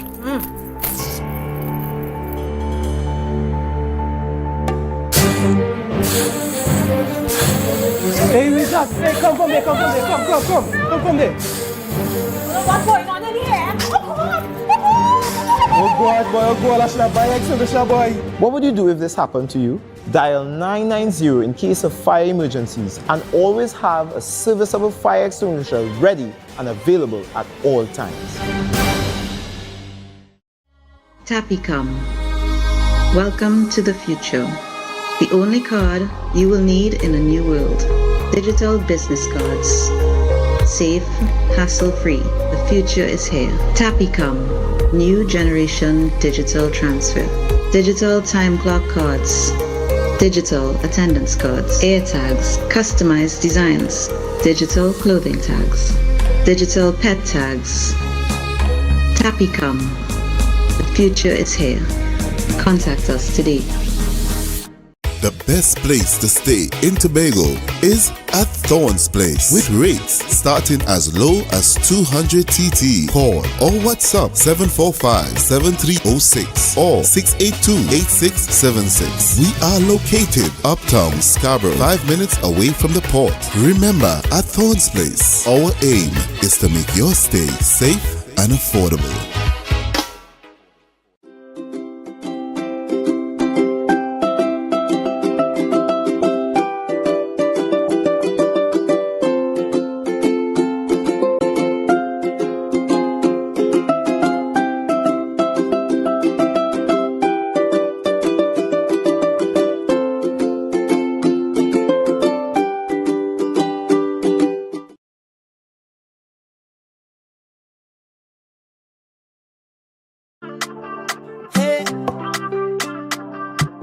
Tobago updates. Good morning, Tobago. Wake up with Candace and Denise. Let's go. It's a brand new morning. Rise up to a brand new dawning. As the passion start to rise, the energy fill the skies. Welcome back to Good Morning Tobago on Tobago Updates. Viewers, we are switching our conversations right now and turning our attention to Trinidad, because guess what's happening in Trinidad? We have the local government elections ready to come off on Monday. Yes, Monday. So Trinidad is in full election mode, and it's quite a lot of discussions and quite a lot of things coming out of what's happening there right now. So to link us in and to give us a professional view as to, how are things shaping up for Monday's election, we have political analyst Mr. Derek Ramsamuj on with us this morning. So good morning and welcome to you, sir. How are you?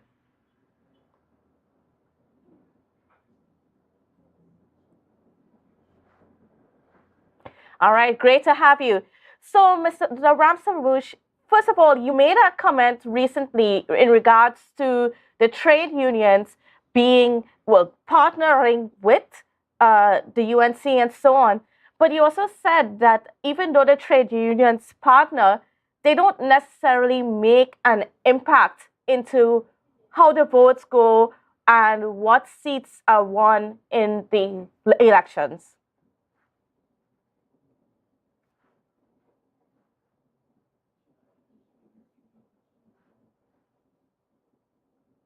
Okay, Mr. Ramsamuj, I think your mic is off, so I think you might need to put that on. Let's see if we can get you. Oh, sorry, we're still not hearing you, Mr. Ramsamuj.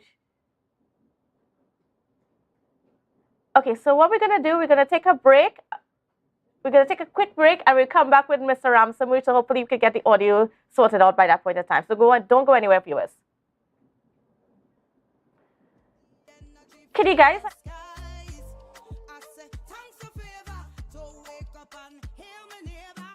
Do something, Johnny. Do something. Cold fire. What's the number? Oh, God. Fan emergency, good afternoon. You said the building is on fire. Are there any persons trapped? 4 persons. What is the address of the call, ma'am? Number 4, Candy Drive, Pier Road. Can I have your name, please? Miss Bihari. Thank you, Miss Bihari. I'll be dispatching an appliance. Central Control from Fire Control. Go ahead, Fire Control. Central Control is receiving over. Central Control, have a plans and crew. Respond to our residential fire. Same is at number 4, Candy Drive, Pier Road, Tribonas.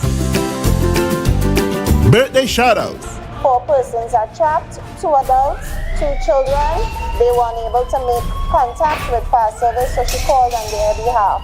Transmission received loud and clear. Operator at Central Control 3463. Firefighter Wiley, Central Control. Create an evacuation plan for you and your family and practice your escape. Always ensure you have more than one way to safely exit your home. Your lives may depend on it.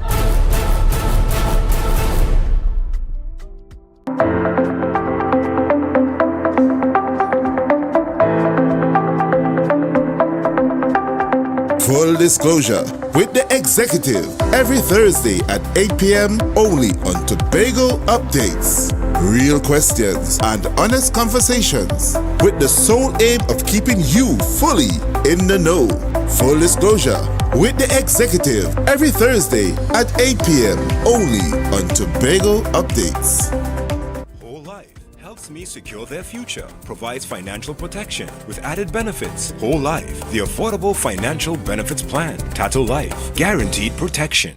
Are you looking for a place for your loved ones? Heavenly Care welcomes you. Located at Northside Road opposite Massey Motors, we offer a variety of services. These include doctor visitations, social activities, geriatric care, and much more. Contact us at 277-9595 or visit us at Northside Road opposite Massey Motors. At Heavenly Care, compassion is at the heart of all care.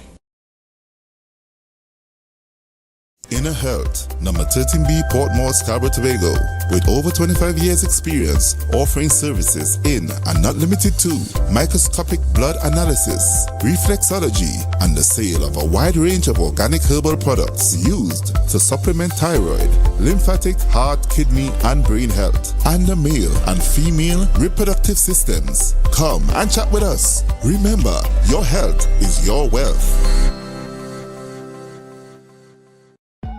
Right now, Tobagonians are just scurrying down to Bonaccord, right in Stobie Local Road. You know why? To come down and shop at Authentic Builders General Hardware, the only hardware store in Tobago that is giving you guys Trinidad prices. So for instance, such as steel, 1/2 and 5/8, $7,895. 5/8 construction ply for $260. Every single thing that you will need to do your home renovation or start your new construction, we have it right here. And to get your quotation, it's very easy. Just WhatsApp us at 272-1990 and we will do your free WhatsApp quotation for you.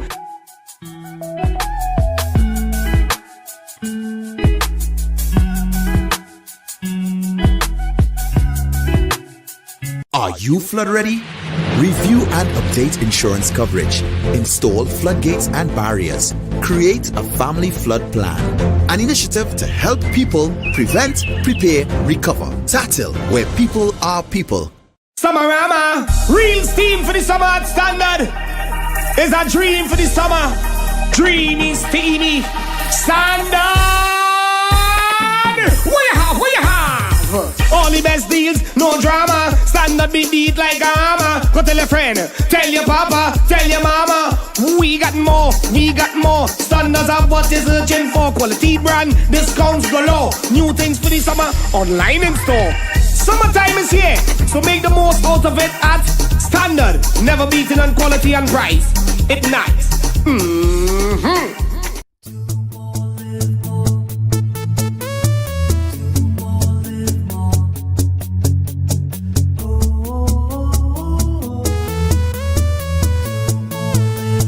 This is how it's gonna go. They better look up and look, 'cause this is your show, and everybody's gonna know. Say it to them once again. They better look up and look. This is your show, and everybody's gonna know. That's how it's gonna go. They better look up below, 'cause this is your show. You can now get whatever you need whenever you need it anywhere in Tobago with Tobago. Your meals, medication, groceries, and shopping all delivered directly to you. No more hassle, no more stress. Get the Tobago app today on Google Play or Apple App Store. That's TAPPOGO and let us deliver to you. Check our website at www.tapogo.app or call the experts at 494-TOGO and 484-4746. Tobago. Relax. We will get it to you. Tobago's at your service.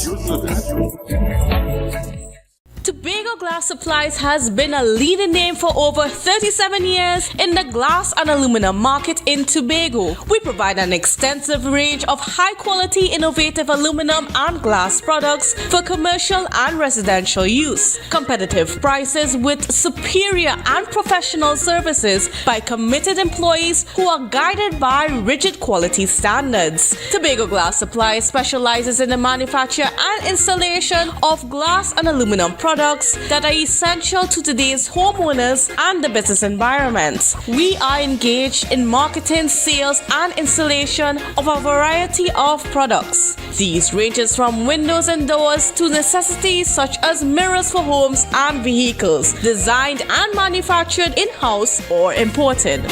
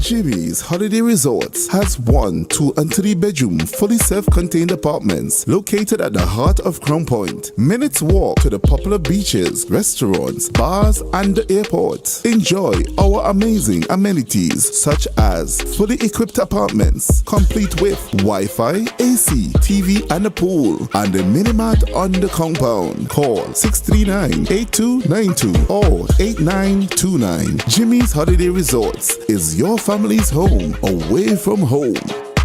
Are you flood ready? Recycle and properly dispose of large waste. Avoid sweeping yard clippings or trash into drains. Plant trees to avoid soil erosion. An initiative to help people prevent, prepare, recover. Tatil, where people are people. Never ever worry, don't mind if life make you sad.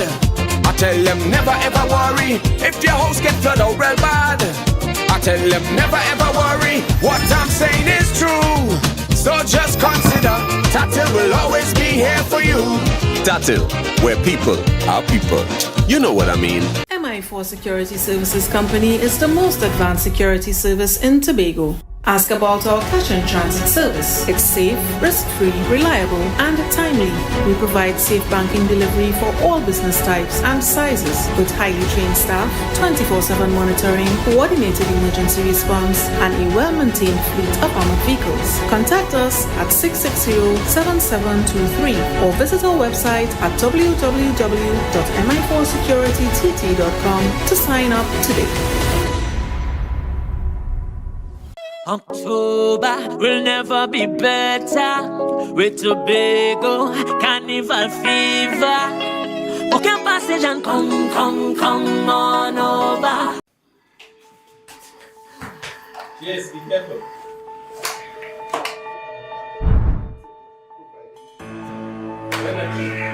Honey, I feel I'm going to start to cook, yes, because these children must be hungry now, right?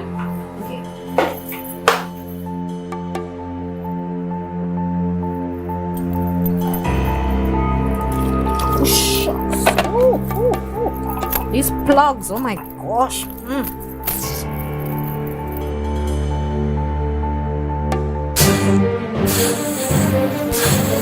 Hey, Richard, hey, come from there. Come from there. What's going on in here? Oh God, boy, I should have buy service, boy. What would you do if this happened to you? Dial 990 in case of fire emergencies and always have a serviceable fire extinguisher ready and available at all times. Yeah. Hey. Tobago updates. Good morning, Tobago. Wake up with Candace and Denise. Let's go. It's a brand new morning. Rise up to a brand new dawning as the passion Welcome back to Good Morning Tobago on Tobago Updates. For viewers beyond Sports, we're still having some technical difficulties in getting Mr. Ramsamuj on with us. And but yes, he was coming on to just to speak to us a little bit about the local government elections. Like I said, they're heating up in Trinidad. The race is quite tight. There's quite a number of marginal seats right now in Trinidad, and a lot of alliances happening as well. We've seen the Labour Union joining up with the UNC together with the NTA that's being led by Mr. Gary Griffiths, as well as Jack Warner back on the scene with the UNC. Just a lot of interesting things coming out. And we saw that also, you know, the PDP being led by Mr. Watson Duke has joined forces with Fuad Baka. Okay, so we do have Mr. Derek Ramsamuj on with us. Mr. Ramsamuj, good morning, and hopefully we can hear you now. Good morning, Candice. How are you? Are you hearing me? I'm hearing you loud and clear, and it's wonderful to hear you this morning. Now, I just want to get straight into it, and just your perspectives on, you know, the alliances that the trade unions are making with the UNC in Trinidad. And I mean, the fact that you do not think that that's going to make an impact on how the votes will go. Let's be clear. These are more cosmetic political activities as opposed to any activity that has any political depth in it. If you look, let's deal with the alliances first. We all are mystified by the alliance of the NAR that was in 1986. And the other alliances that came that put the UNC in government. Let's understand that the birthplace of the present coalition partners are all UNC based to start with. So it's whether it's UNC blue, UNC yellow, or UNC green, the common denominator is that of the UNC, as opposed to the political accommodation that was the NAR, which comprised of the DAC, had a political identity, the ULF, and the ONR. So the configuration then and the ethos then is completely different from political opportunism that we see at this point in time. And then just taking a cursory glance at what's happening on the scene in Trinidad right now, you know, what is your view on how the elections would go? That's a function of voter turnout. Historically, we would normally get between 35 to 38% voter turnout. So that is going to decide voter turnout, and the election day machinery for the respective parties will decide who is actually going to be successful or not. There are one or two marginal electoral districts within the role of the existing municipal and regional corporations.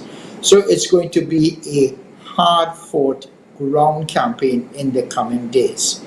You mentioned the labor arrangements. Again, we must understand society has evolved, and the role that labor trade unions played historically from the 1897, from the times of Cipriani, to that of Butler, to also that of Bastille Pandey, has greatly changed. So there is a diminishing role of labor unions' participation in mainstream politics. Let's not get confused between the trade union as an institution and actors of the trade union who see political opportunity for their personal political involvement. And then what about, you know, just the people on the ground, the voters themselves? Because we know the local government election has traditionally seen a very low voter turnout, probably about 20, just over 20%, between 20 and 25% in recent times. Do you think that any of that is changing? Do you think that all the campaigns, whether what is being said on the platforms, what is being said on the ground, is any of that changing the way that the voting is going to happen, or even the voter, more specifically, the voter turnout itself? We must understand the dynamics of the different constituencies and the different communities. In certain constituencies or certain communities, people may be influenced by the different types of campaigns. So let's look at the campaigns. The UNC is basically trying to put together a national campaign, believing it's a national governmental campaign. That is not the case. The PNM is looking at the local government reform element. After the local government election, central government still remains under the control of the PNM. So the UNC is attempting to use the local government, one, to ensure its leader remains intact, two, prepare the UNC or all the different incarnations of the UNC to portray a political accommodation to try to turn the political tide for the general elections. However, within the PNM strategy, they want to focus on the local government reform and that of empowering the different communities. So there are two different strategies applied. One, focusing on the local government election. Two, using the local government election to create a momentum that they're hoping can bring a benefit in time for the general elections. And there's been quite a lot of talk about local government reform and, making it in such a way that it has a similar structure to what the THA is and so on. But are people on the ground understanding that and understanding what they are voting for in this election? This election has confused many persons in the electorate. They have yet to understand A, what local government is about, two, what this election is about in terms of not beyond the reform, how it's going to benefit themselves. The other challenge is that the UNC base is believing that this is about a general election momentum. So both leaders have positioned the message differently.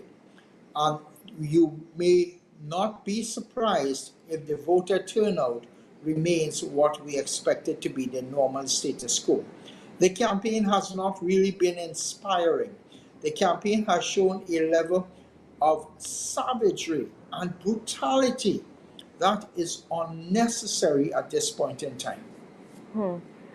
And we had a complaint even from the UTP political leader, Nkosi Phillips, who said that, they are just doing a very small campaign. They're only contesting one seat, one electoral district in this whole thing.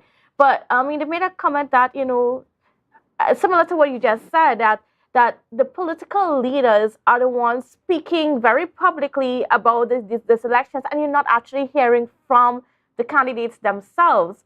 So when this is not, and it's not even a general election, this is about electing candidates within your electoral district. What are your views on that as to, the messaging coming out of the political platform? One of the elements of this campaign is the media. The media sees political campaigns as an opportunity to earn revenue. That's the reality. And therefore, the media also plays a role in hyping the political rhetoric that is hostile in nature, as opposed to helping focus on the issues. We also must look at the other stakeholders in our society, whether it's the business community, whether it's the NGOs, whether it's the trade union base. They also have been playing a very minimalistic role in guiding local government reform. And therein lies an examination post-local government elections of the whole notion of campaign finance and the notion of whether you can control the expenditure to the media, thereby determining a different type of political narrative based on substance as opposed on 30-second ads. That's very interesting. What about in terms of, just looking at the individual campaigns itself? The UNC is heavily focused on the issue of crime because, of course, crime is our number one social issue that we are facing, well, especially in Trinidad. Maybe not quite as much in Tobago, but definitely in Trinidad.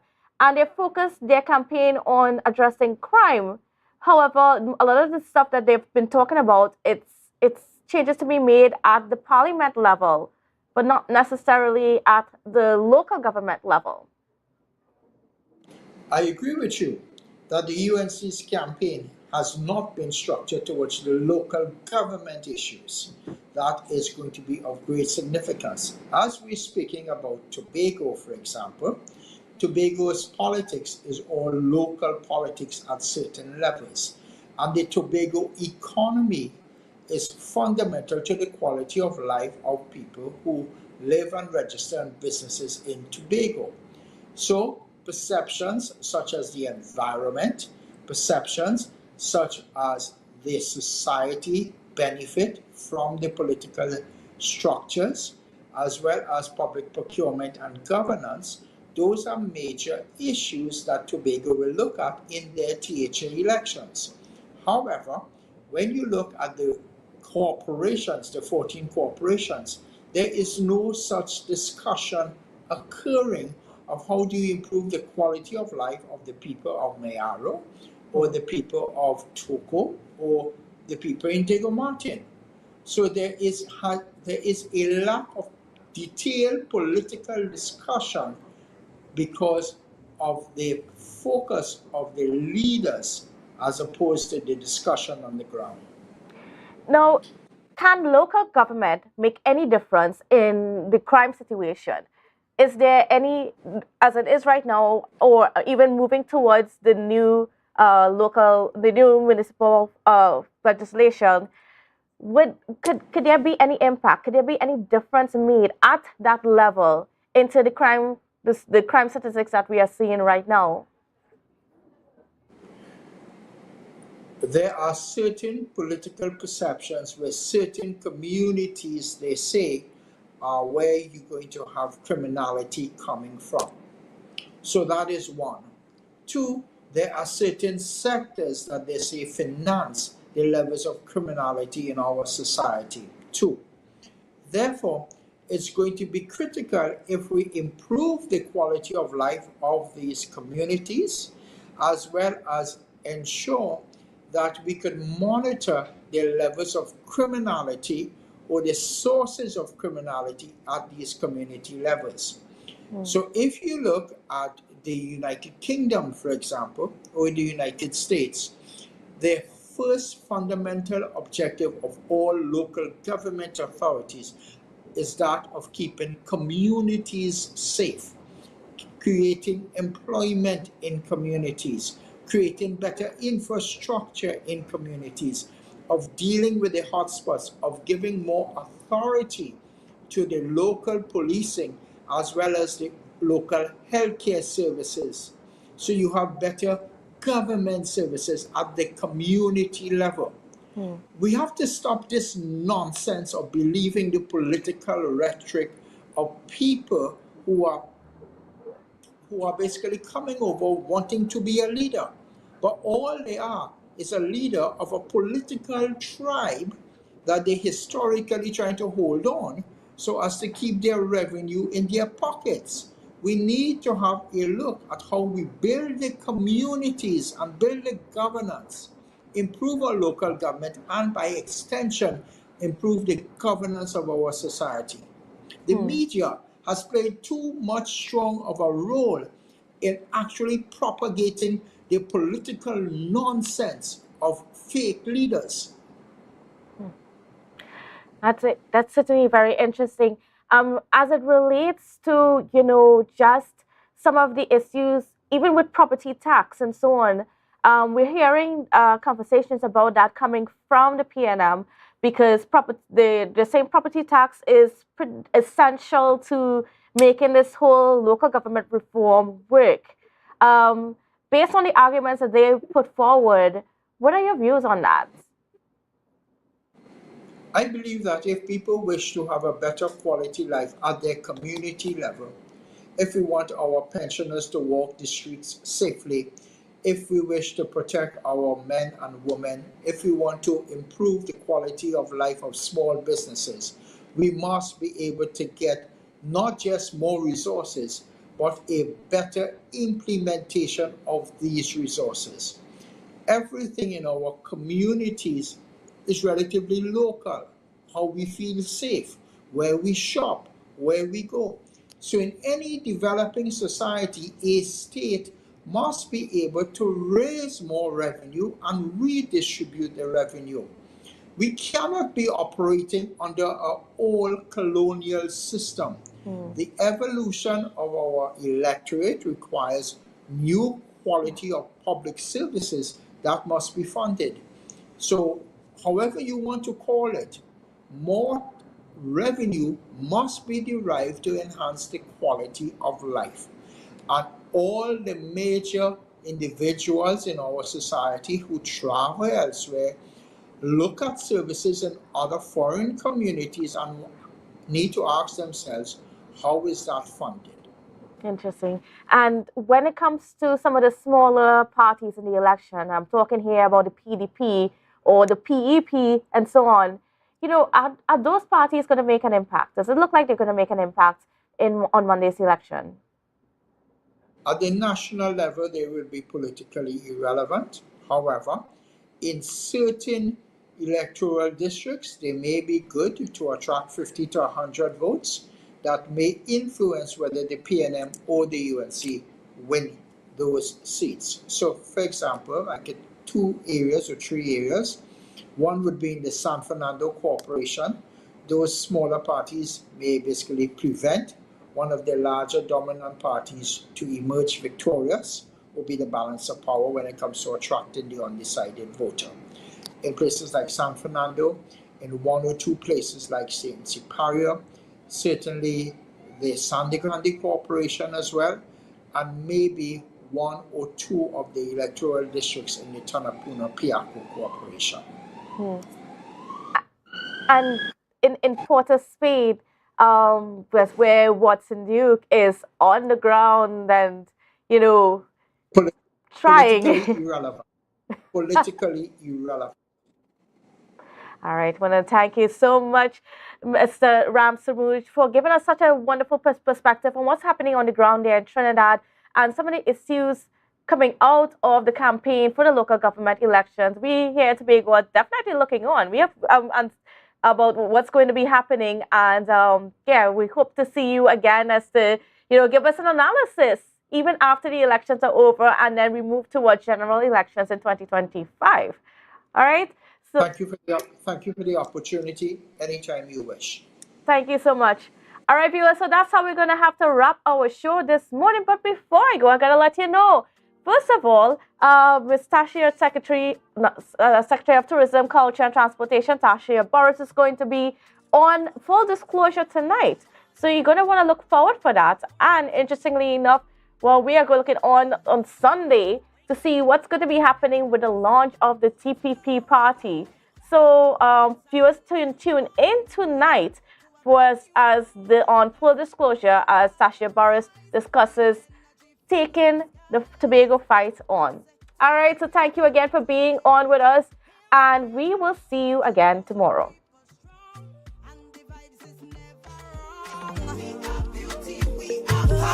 We are people